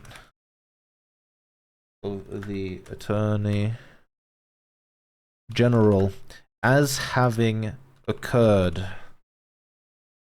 Because if they've communicated things after the 30th, wait, no, that's. You know what? This is fine. This is fine. They responded in anyway. Okay, what? Hold on. Would the government have access to documents about the DCH? Well, if they responded in any way to DCH, who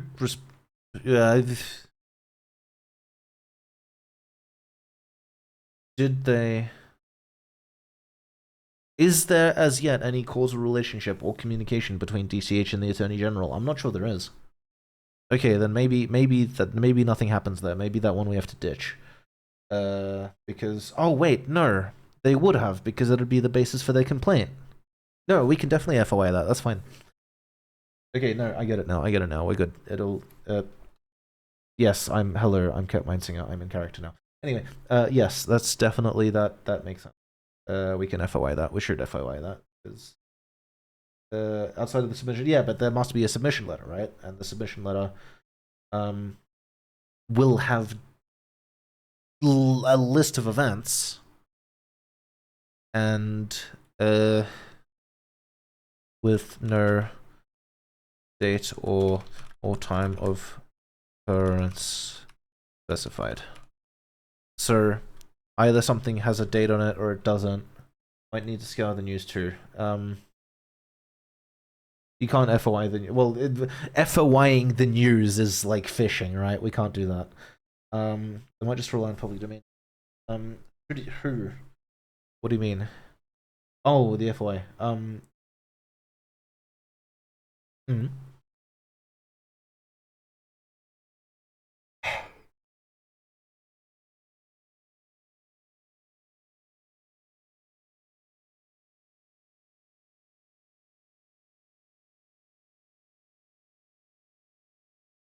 Sorry, I'm waiting for Beacon to respond because I have no idea what's going on. It gets murky as hell if the information is public domain and we have to prove they did or didn't respond to it.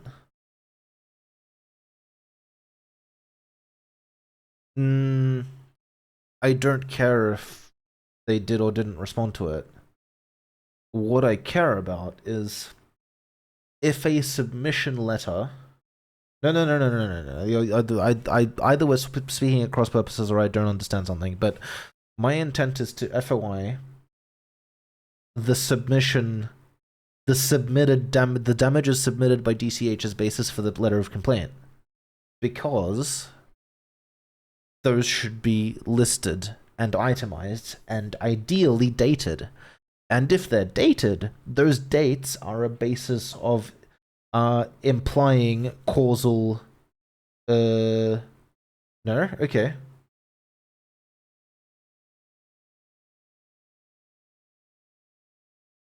Oh. Wait, can't I just request that as part of the legal matter? Yeah, I can just have that because I'm a party to the complaint. Okay, I desperately have to dock off for a moment. I'll be back in a sec.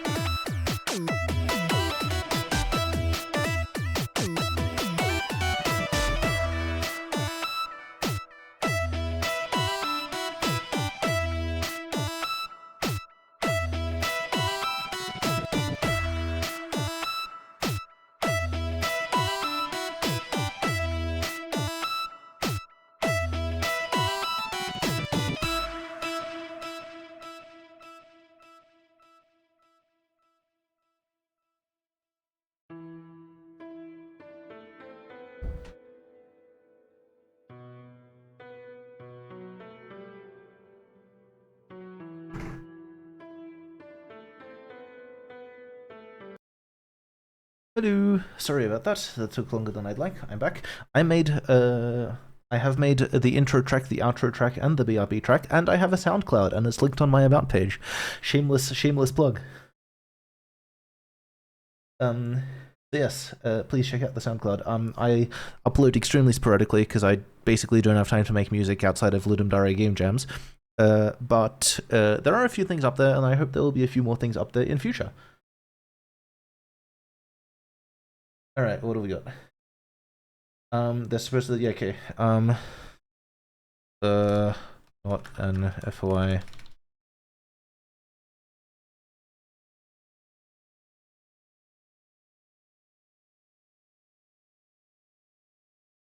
Okay, let's. Old man tiny bladder. Shoulder has old man tiny bladder and old man shitty intestines, and they suck. Family Guy death first. That is.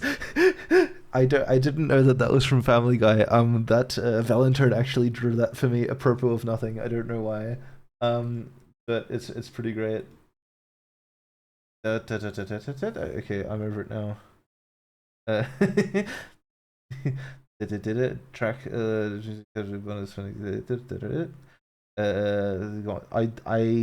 I get fucking gone drunk once every month or 3, and it's a great time.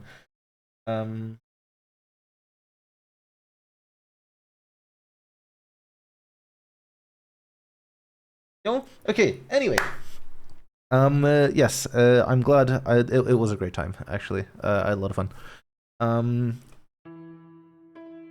That's not what I wanted.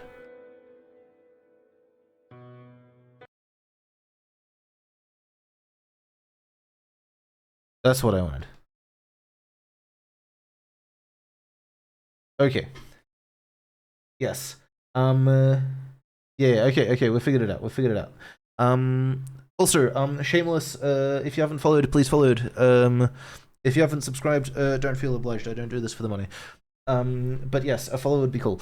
Now, where was I? I was discussing FOIs with Beacon, who I hope is still here, but might not be. Beacon, hello. So yes, this I can subpoena. Hello. This I can subpoena. This I can definitely FOI and need to. Right to FOI, but maybe can't because fishing. Oh,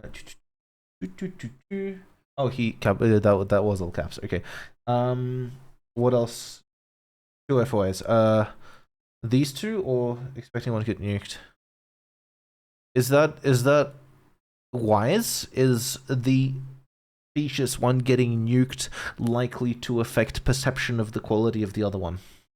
I don't want to submit 2 and have dismissal of the second affect the standing of the first, as it were.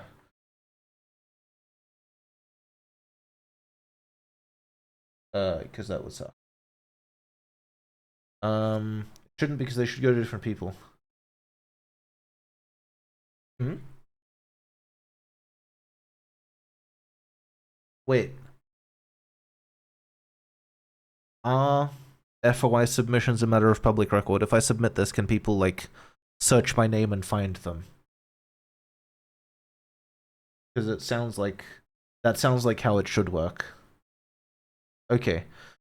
So, it is in my best... While it might be best to... This is what I should do, I think. I should submit the solid one, and I should get my lawyer to get someone else to submit the other one. So, like, they both obviously come from me, but if someone is trying to get a read on my character as a result of paperwork associated with my name, if I can filter that list down to only the best representative examples, I feel like I should. Does that make sense? Yeah, exactly. So it's not like intent to conceal the activity or anything, but at some point some idiot is going to Google me and go, what has this person done?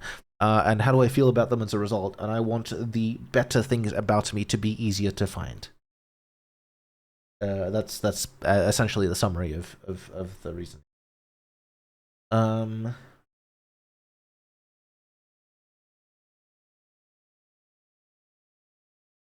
isn't it? I don't think. What do you mean against the procedure? Well, that's the thing. I'm. A, I can always edit the stream offline, but I'm not going to, because B, I am doing my best, and as much as people can cherry pick whatever they want from a long segment of saved content, them prejudicing. Oh, no, that's not what I mean at all. I mean, if a month or two from now someone is trying to write an article about me,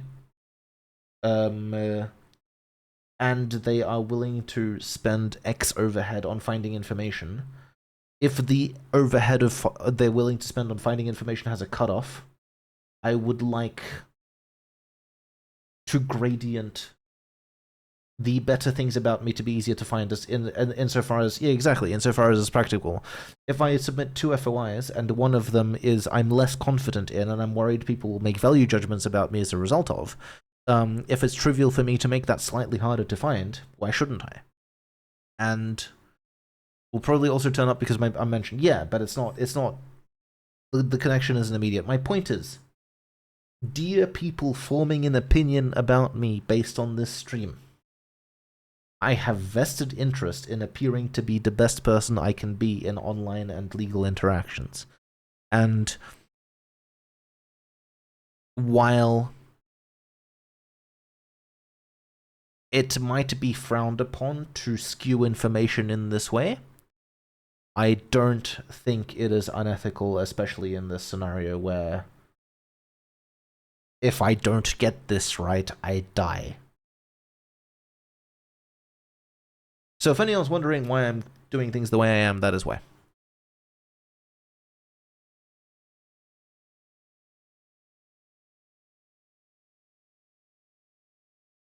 Anyway.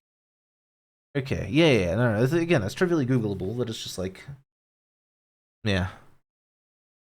Maybe I'm overthinking it. Alternatively, I could submit them both under my name and just assume that people will assume ignorance, because there's a lot of ignorance going on here. Hi, I'm Cat Mindsinger, and I have no idea what's going on in a lot of facets of this whole sequence of events.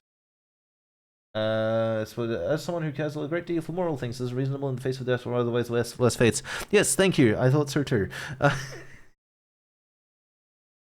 Yeah. Anyway, I don't know how I feel about continuing the essay right now, but I feel that at the very least, I should go through it and identify. Pardon me. Identify what stays and what goes. I think that morphological issues and interventions are going to end up being one of the most important sections of this essay, but there needs to be front matter, and I'm not convinced that this is still good front matter. Okay, what do we got?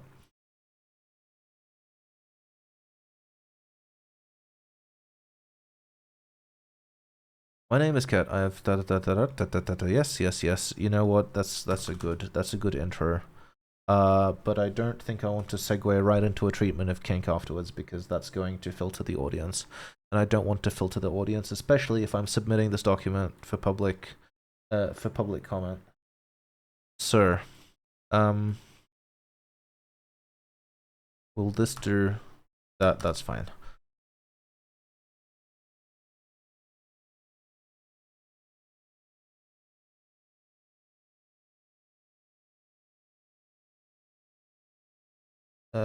To those of you not familiar with the context behind this document,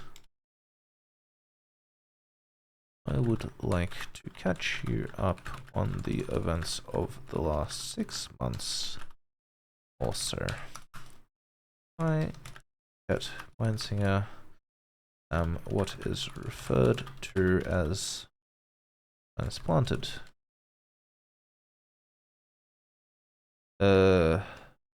What this means is that at some point in the past, I lived in a world other than this one, and now I live in this world instead. This was not by choice, and comes with a variety of inconveniences that I am still learning how to navigate.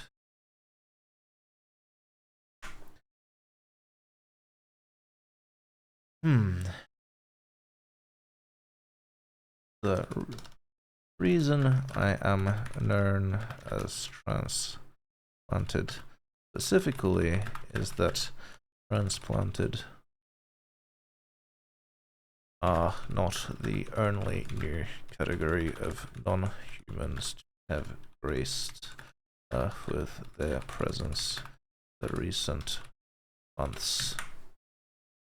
I hate that my mind just regurgitated saying that humans will only become unified if there are suddenly not humans to unify against. Well. Or, you know, a war. No, wars don't do great jobs of unifying humans. Yeah.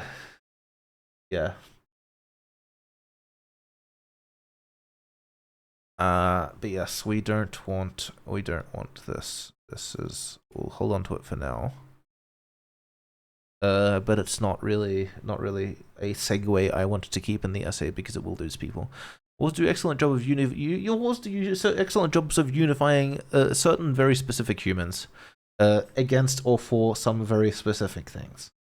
It's not you're not going to get world peace out of conflict. That's not how that works. I am starving. I could really use something to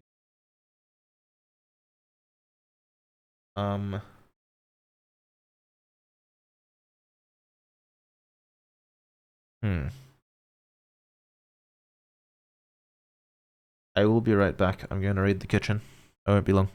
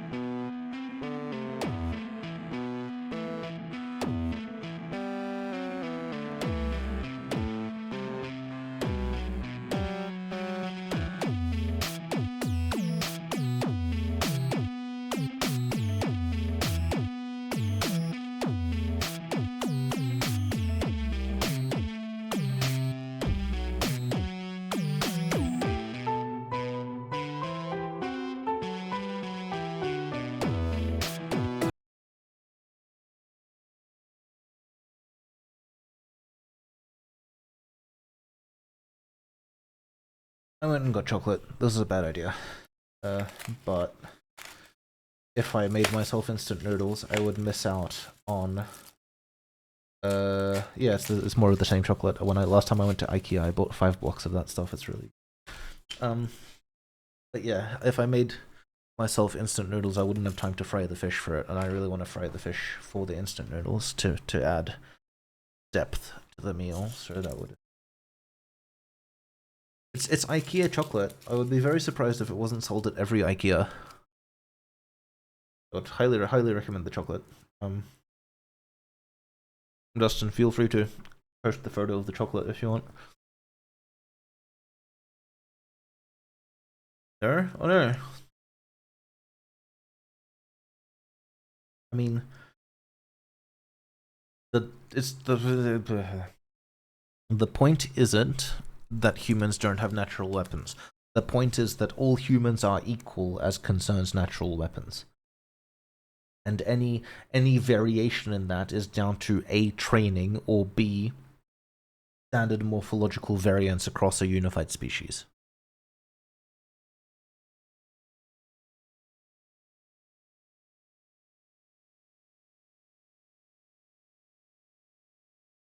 The problem isn't that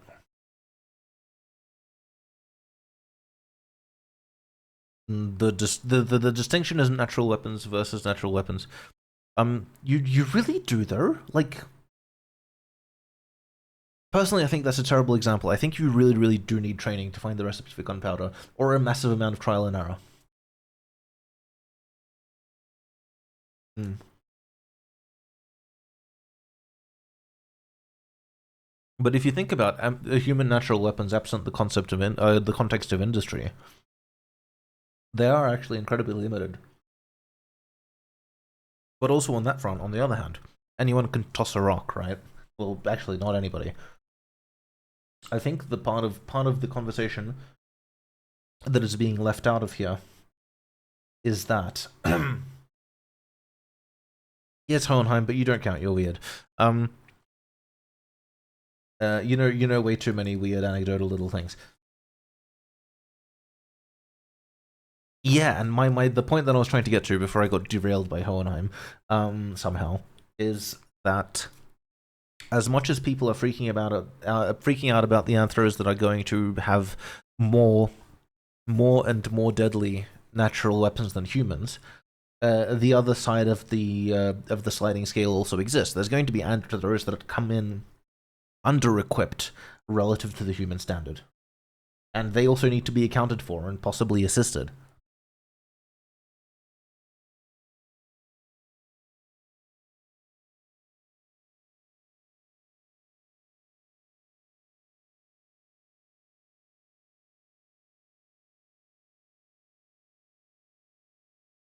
All right.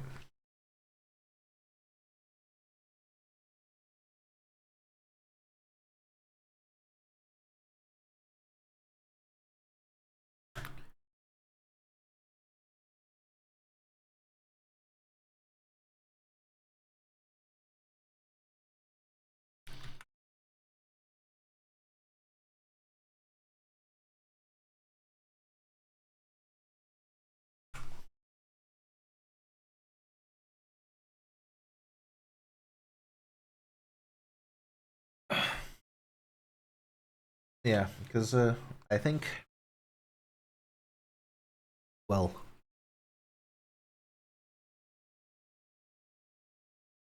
every legal case, every argument ever made by a sapient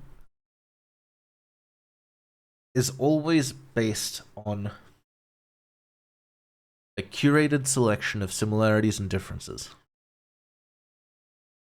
You highlight the similarities and differences that back up your argument, and you downplay the importance of the ones that don't.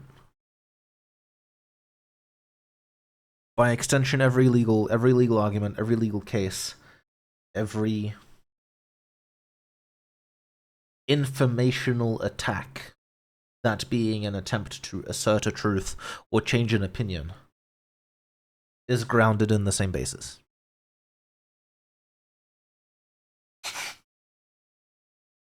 DCH claim that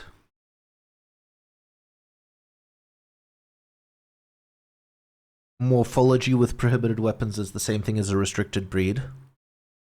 That, in general, any non-human is close enough to a dog as makes no difference. But also that non-humans are distinct from the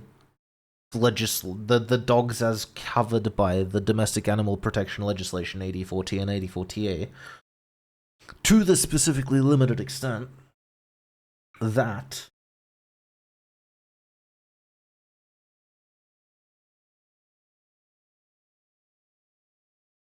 sorry, the train of thought just fell out of my head. I'm trying to assemble it. To the extent that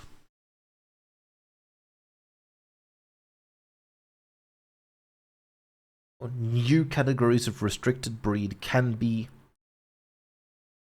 asserted directly based on morphological traits and not on personality or behavior, which is or history of acting out or having caused damage or harm or death.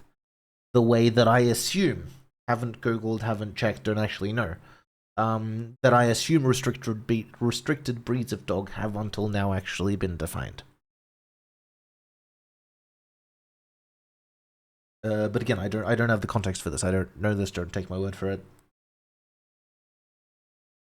I'm just drawing inferences based on the pattern of information that's been presented to me.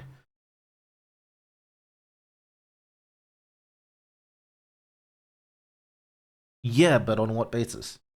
Why do you declare a breed restricted? It's not going to be restricted because it has teeth. All dogs have teeth. Okay. Well, okay, fine. Let's go down this rabbit hole. Fine. Okay, Google. Where is this? I'm doing it.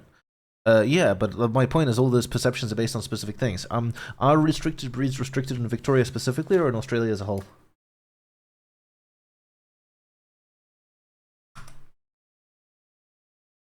Breed-specific legislation. Prohibited dog and cat breeds in Australia.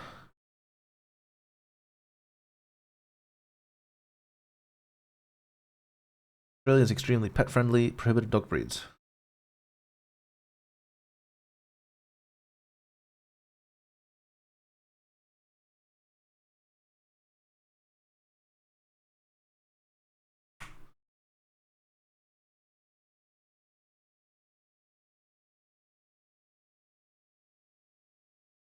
No, I'm pretty sure these are federally banned.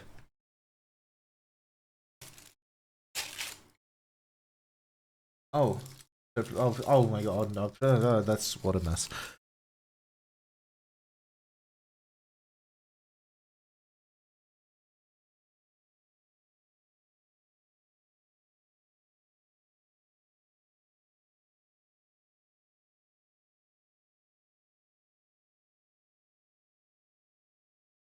I guess? I feel like there's much less reason to legislate animals by state than there is to legislate weapons by state, in Australia specifically at least.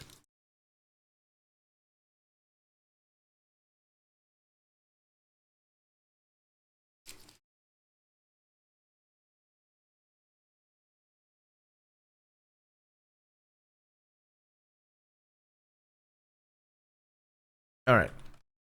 Had enough chocolate to tide me off over to the end of stream, I think.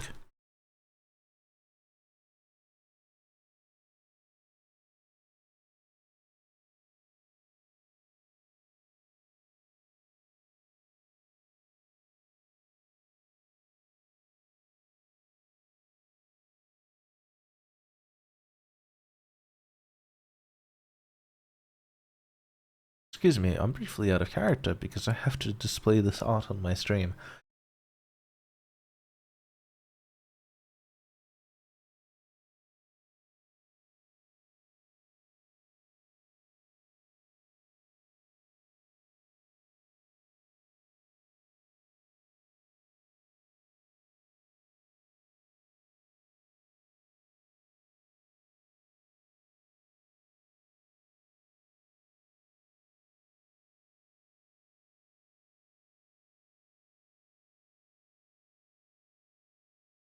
I have looked at art. I saw it right before.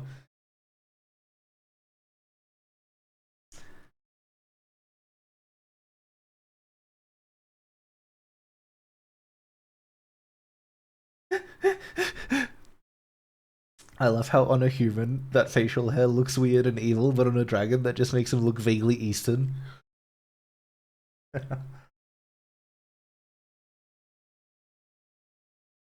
Yeah. Anyone who wants to make posters of this stuff, please do. It'd look amazing.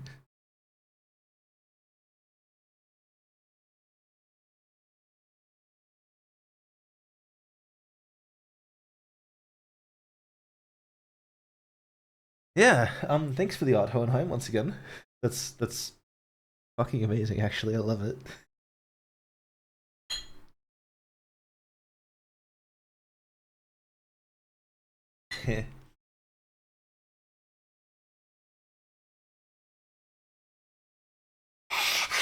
Clearly,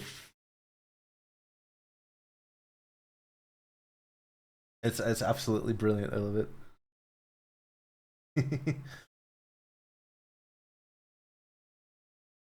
All right. Back to back to the good part. Right.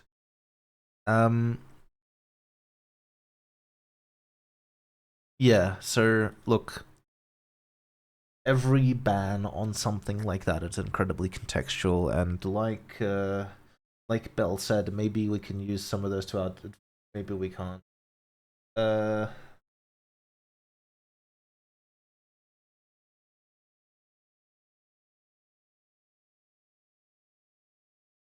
Sir, I'll leave this here. This should actually be in a separate research document.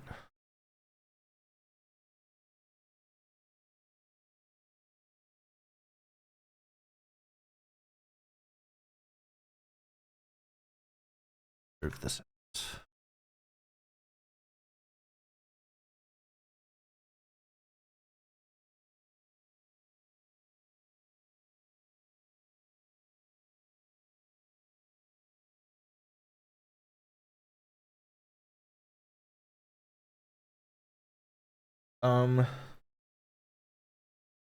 Dispense life advice about eating infants.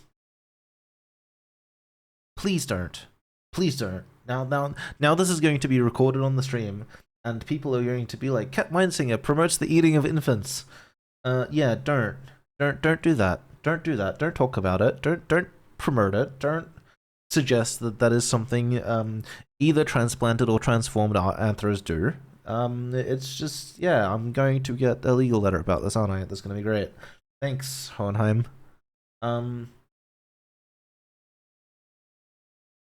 He did. And the baby-eating aliens were not the good guys. But they weren't the bad guys either, so, like, yeah.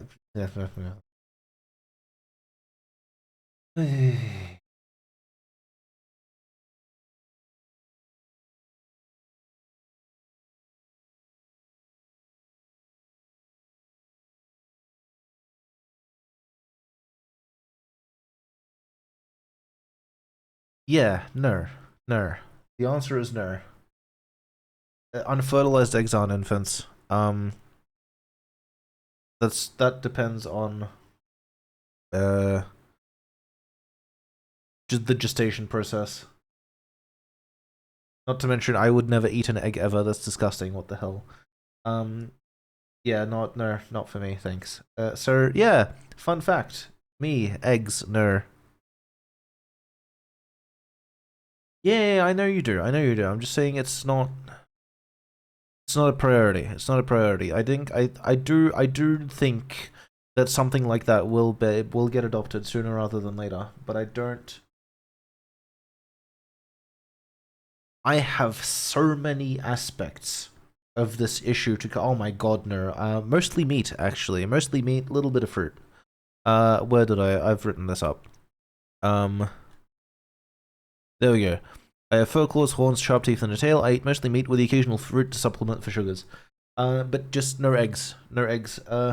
Would you eat tiny infant animals if you had the opportunity to? No, because you have tiny infant animals live birth, because you lot are mammals. I don't eat eggs, because I think it is rank. Rank and disgusting, and the associations are incredibly unfortunate, and no. Very no. Right? So yeah. So yeah, no, definitely not vegan. I try to do my own hunting. Some places frown on this. But I try not to leave a huge mess, and yeah. It also depends what I catch, right?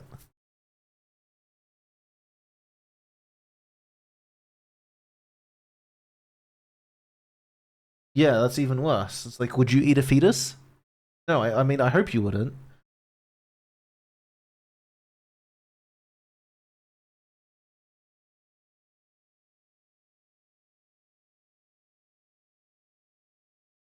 Start a budget pest control business where the principal condition is you get to consume the spoils. Yes, but then I'd have to eat more rats than rabbits, and nobody actually wants that. Rats are rats as an animal aren't a problem. Rats in the wild are rank.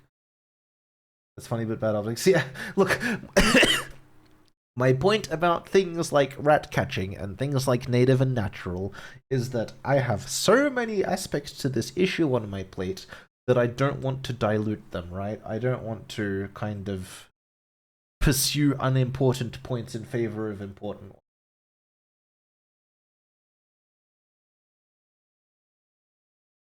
Rest of stringing hard the true. I don't mind stringing hard the true. I mean, look at these teeth. Uh.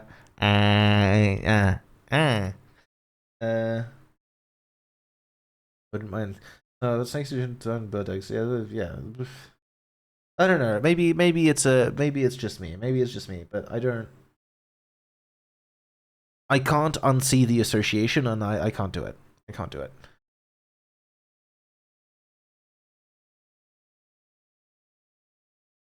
Anyway, this both simplifies and whoops, that's accidentally changed the size of the thing. Okay. This both simplifies and complicates the issue. On the one hand,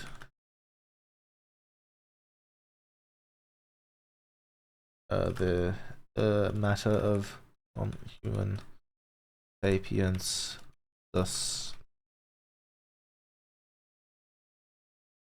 Come on, that's a real word. What is your deal? Learn spelling. Learn spelling. Learn spelling. This requires more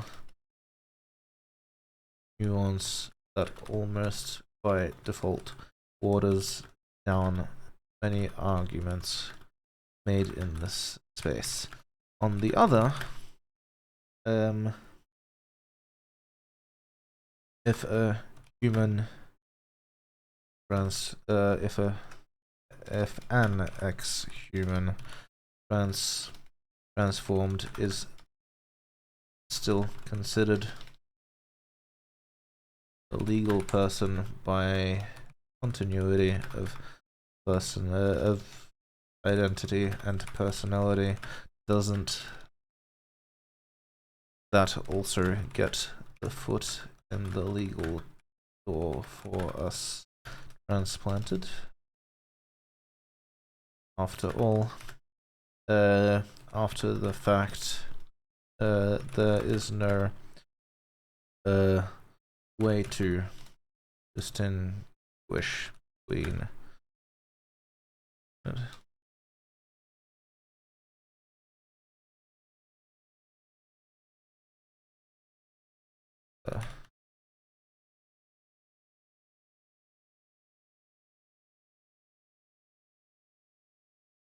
yeah.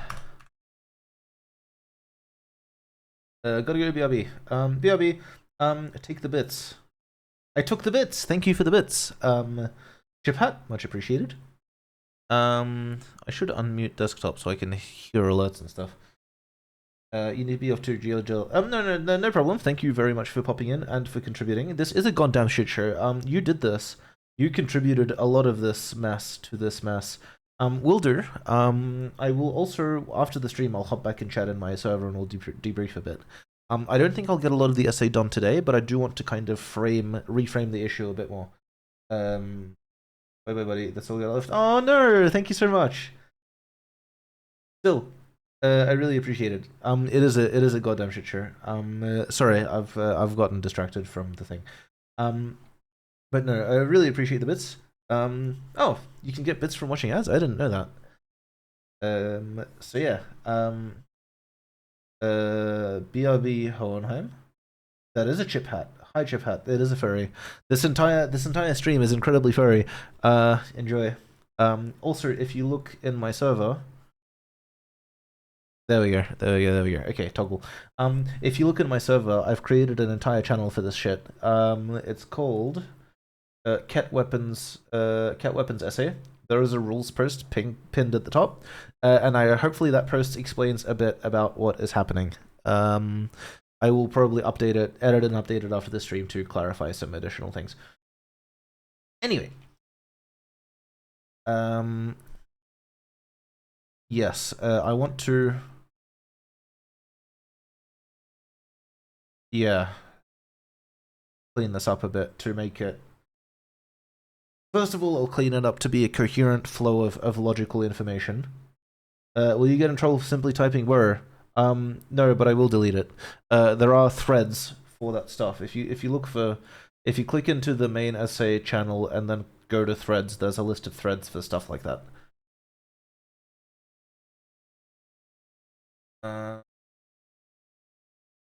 Yeah.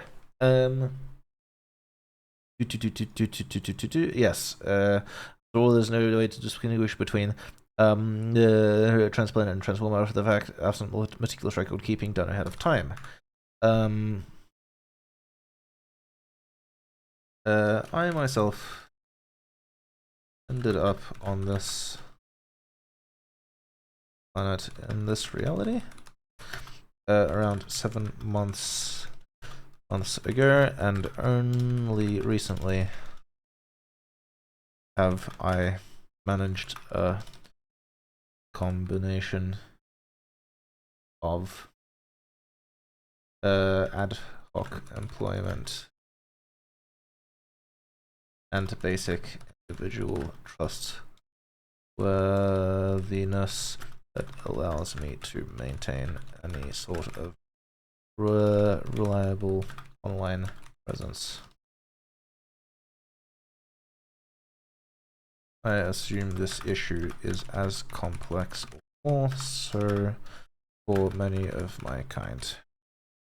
My last few weeks, most of my last month or two has been filled with intensive research on human history and culture, as most of us transplanted simply lack context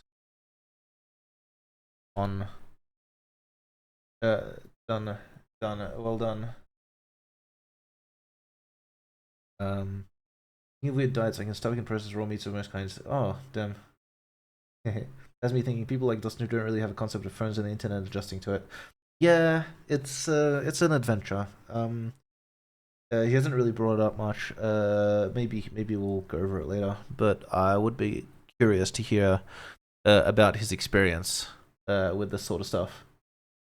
Because I also didn't really have a lot of grounding in communication and networking, but I did have some level of interaction with my world's version of humans, and they were heavy on that. But I didn't live in a place where it was considered an urgent or important issue to implement a communication network of that sort. The computers weren't super hard. The interconnectivity was wild, right? Phones.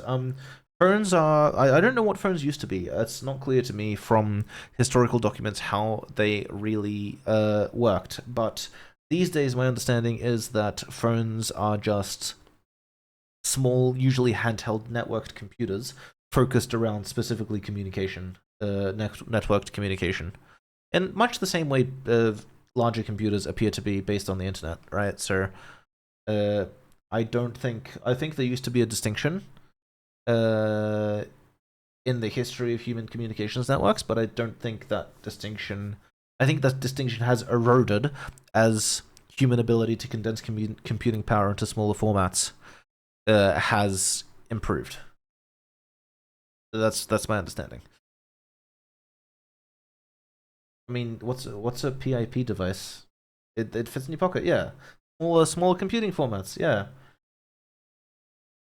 I don't know what a PIP device is. Anyway, most of this context on why and how human society and culture looks and works the way it does.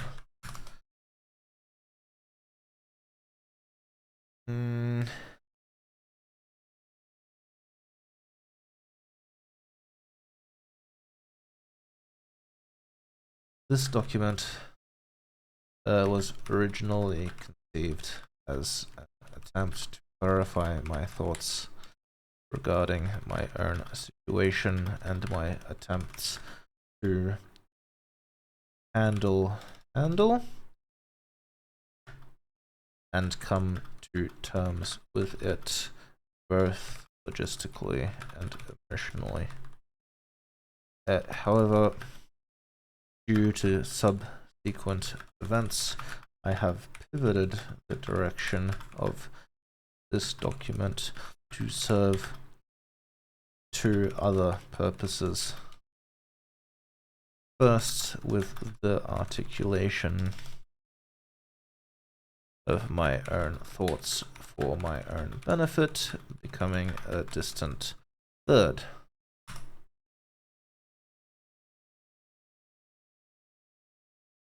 I think sometime in the early 2000s, specifically with iPhone and Apple's integration between it and the Mac, creating an actual ecosystem was when computer versus phone eroded.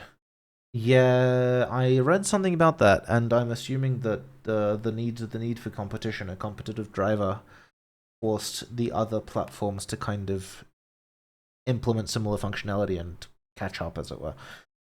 Began to erode personal information processor, big ass wristwatch bracer that works as GPS map, radio, personal journal, with the same functionality and format, close to like chunky clipboard. So it's the same thing as a phone. It's just old. I don't know. Like I don't have a lot of context on where you come from, other than apparently it wasn't doing super well. Wastelands and all that. Like, I don't miss the world I come from. The world I come from is a mess. It's a huge mess. It tries to kill you all the time. Joy is harder to come by than it should be. And based on a lot of the reading that I'm doing. Did it? Yeah. One moment, please. I might have to duck out for a moment.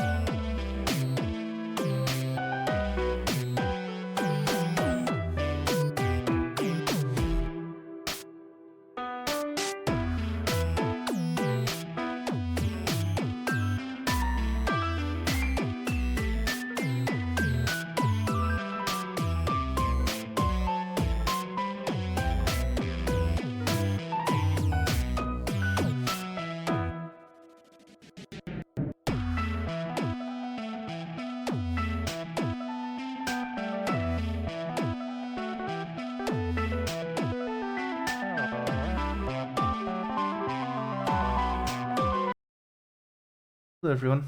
Okay. I am going to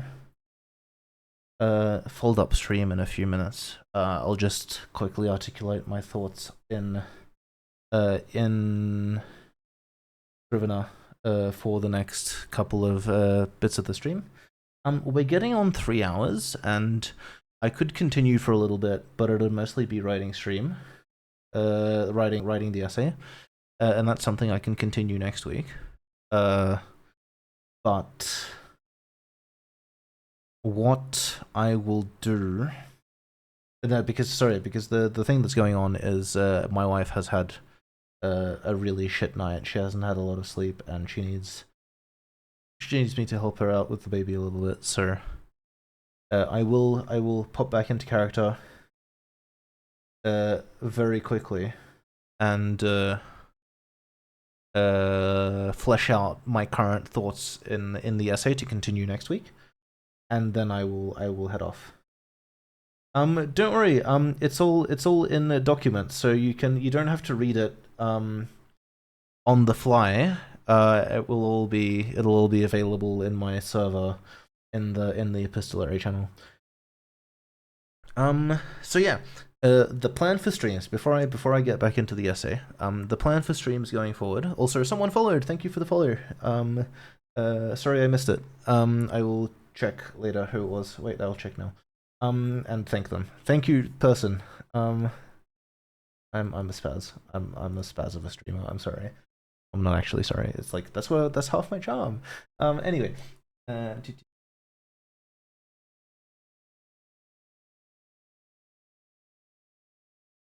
Bell, thank you for the follow, Bell, much appreciated. And yeah, usually my Saturdays are video game streams, variety video game streams, and my Sundays are creative work streams. But for the foreseeable future, Sundays will be this. Sundays will be the collaborative epistolary work. We'll run this off stream as well. If people submit things on the Discord in the epistolary channel during the week, we'll have back and forth interactions and responses, and then every Sunday stream I'll summarize them on stream, read them out in character, and we'll go through all that stuff. Thanks. It's for something that started as a bonkers fever dream. I'm really happy with how it is going. I'm getting a lot of joy out of this. So real quick before we knock off, I pressed the wrong button. I'm a fool. There we go. That's what now, what have we got? Transplanted versus transformed. This document was originally conceived as an attempt to clarify my thoughts regarding my situation. The articulation for my own benefit. 1.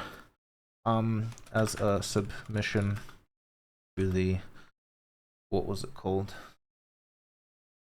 Control of weapons review. Issues paper, and response to other sub documents, letters, and opinions submitted for discussion in response to the same issues paper. And 2, final, yeah. Dustin's been great actually. He's helped me out a lot in comprehending a lot of this and kind of formulating my own takes on it, using some of his as a filter. It's been great. Just subsequent events I've pivoted. Yes, okay. A submission to the issues paper, and what was the other one? My brain just turned off.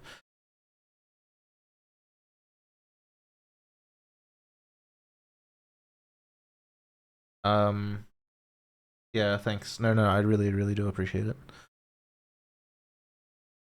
Oh, what's the other one?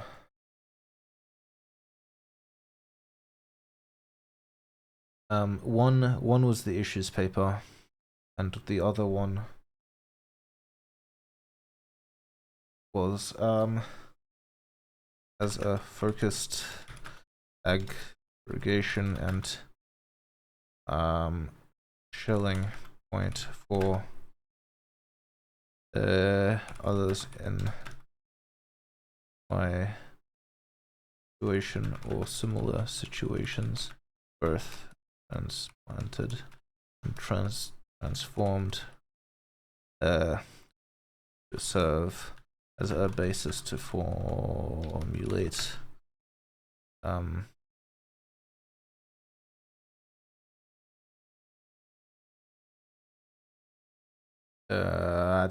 attitudes and responses to the current situation, and to better enable mutual support in,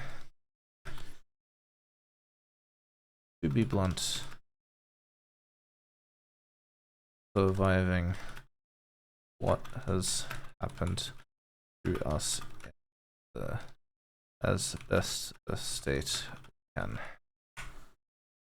One of the small, less important but more interesting things to happen from these events is perspective. Because the state of certain countries makes me and others feel like this is an awful piece, then you'll show there is worse pieces that aren't just fictionally created. A lot of goodness was like, yeah, look. Almost everything you see here is based intentionally or not, specifically or not, on something humans have done to each other. If this idea had just been interesting, like a cute furry fiction, I probably wouldn't have followed through on it. I don't think there would have been a lot of value in that, but even as the original conception of fleshy's natural weapons in the context of human society, there are so very many parallels to real life in a massive variety of ways, and sometimes it's difficult to engage objectively with what is happening to you or what has happened to you in the past, but through filters like this, the issues become more accessible. There are things you can't say about humans that you can say about fluffy animal creatures, and I do feel like some issues can't be adequately discussed because there is too much emotion and pain on the version of those issues and events as they relate to real historical humans, real people. But if you put this filter on it, then suddenly, as obviously objectively terrible and heartless a lot of it is, it's also quote-unquote just a story, quote-unquote, it's just fiction. And that gives us the power to engage with it while putting a bit of a shield, a bit of a distance between us and the pain. And maybe, who knows, to have better ideas in this context than we might have in reality. And then transplant them for use elsewhere, who knows. I did want to raise a point, but I will raise that point in character. And that point is, good fiction is supposed to comfort the disturbed and disturb the comfortable. And this essay might not be fiction necessarily, but it's what I want to do. Actually, you know what? I'll just add it in here.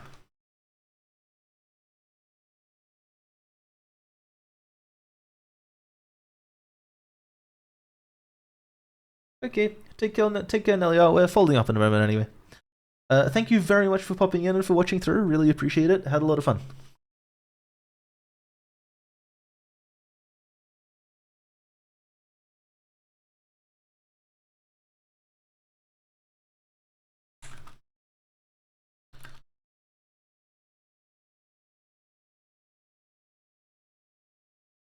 I think I will come back to this, but I think this is a decent note to end on today.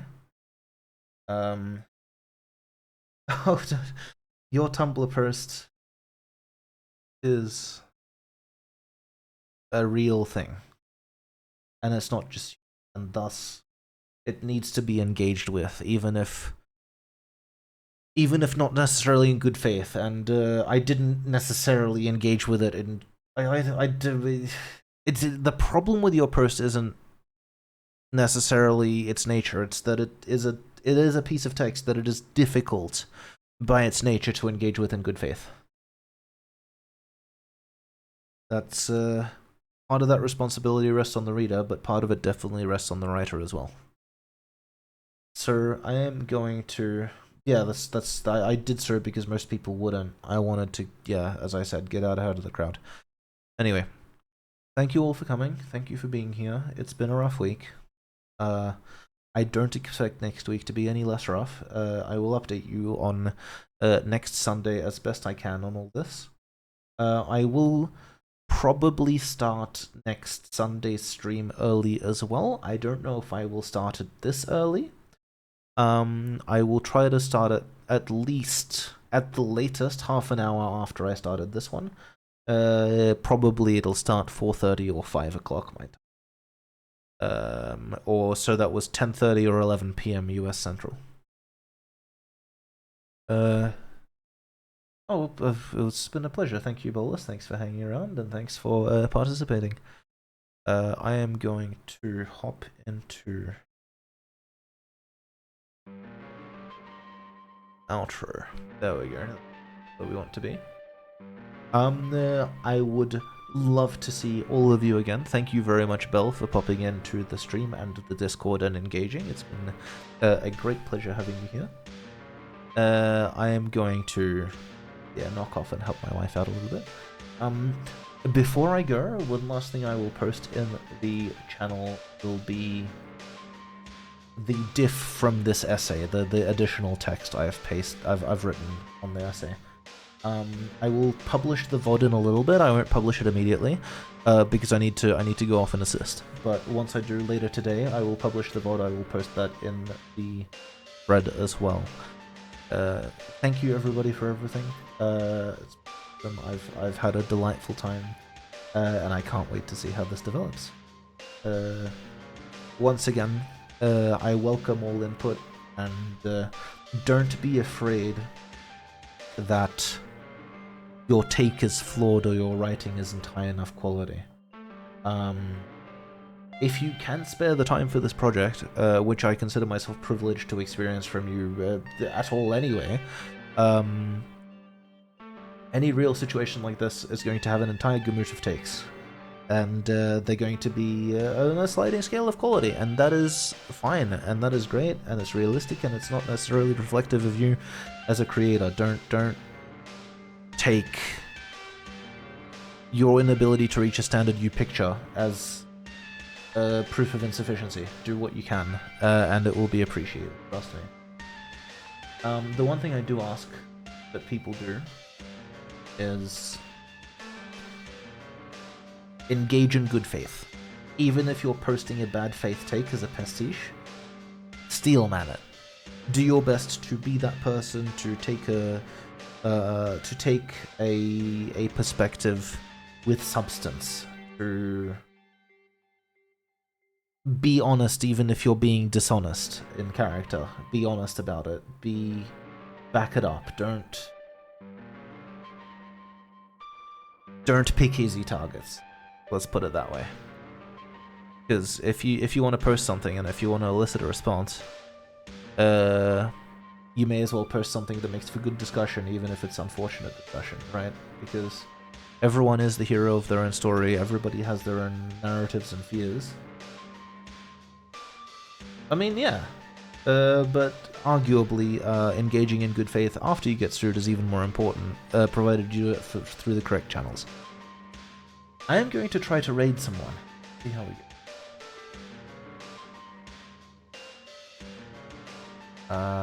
Who can I... Who is doing writing? Just me. Okay. Who's playing Outer Wilds? A bunch of people.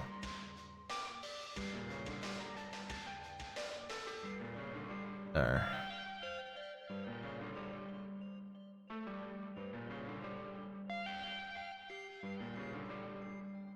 There. What if I just search for writing? There. Right? Yeah. Disappointing.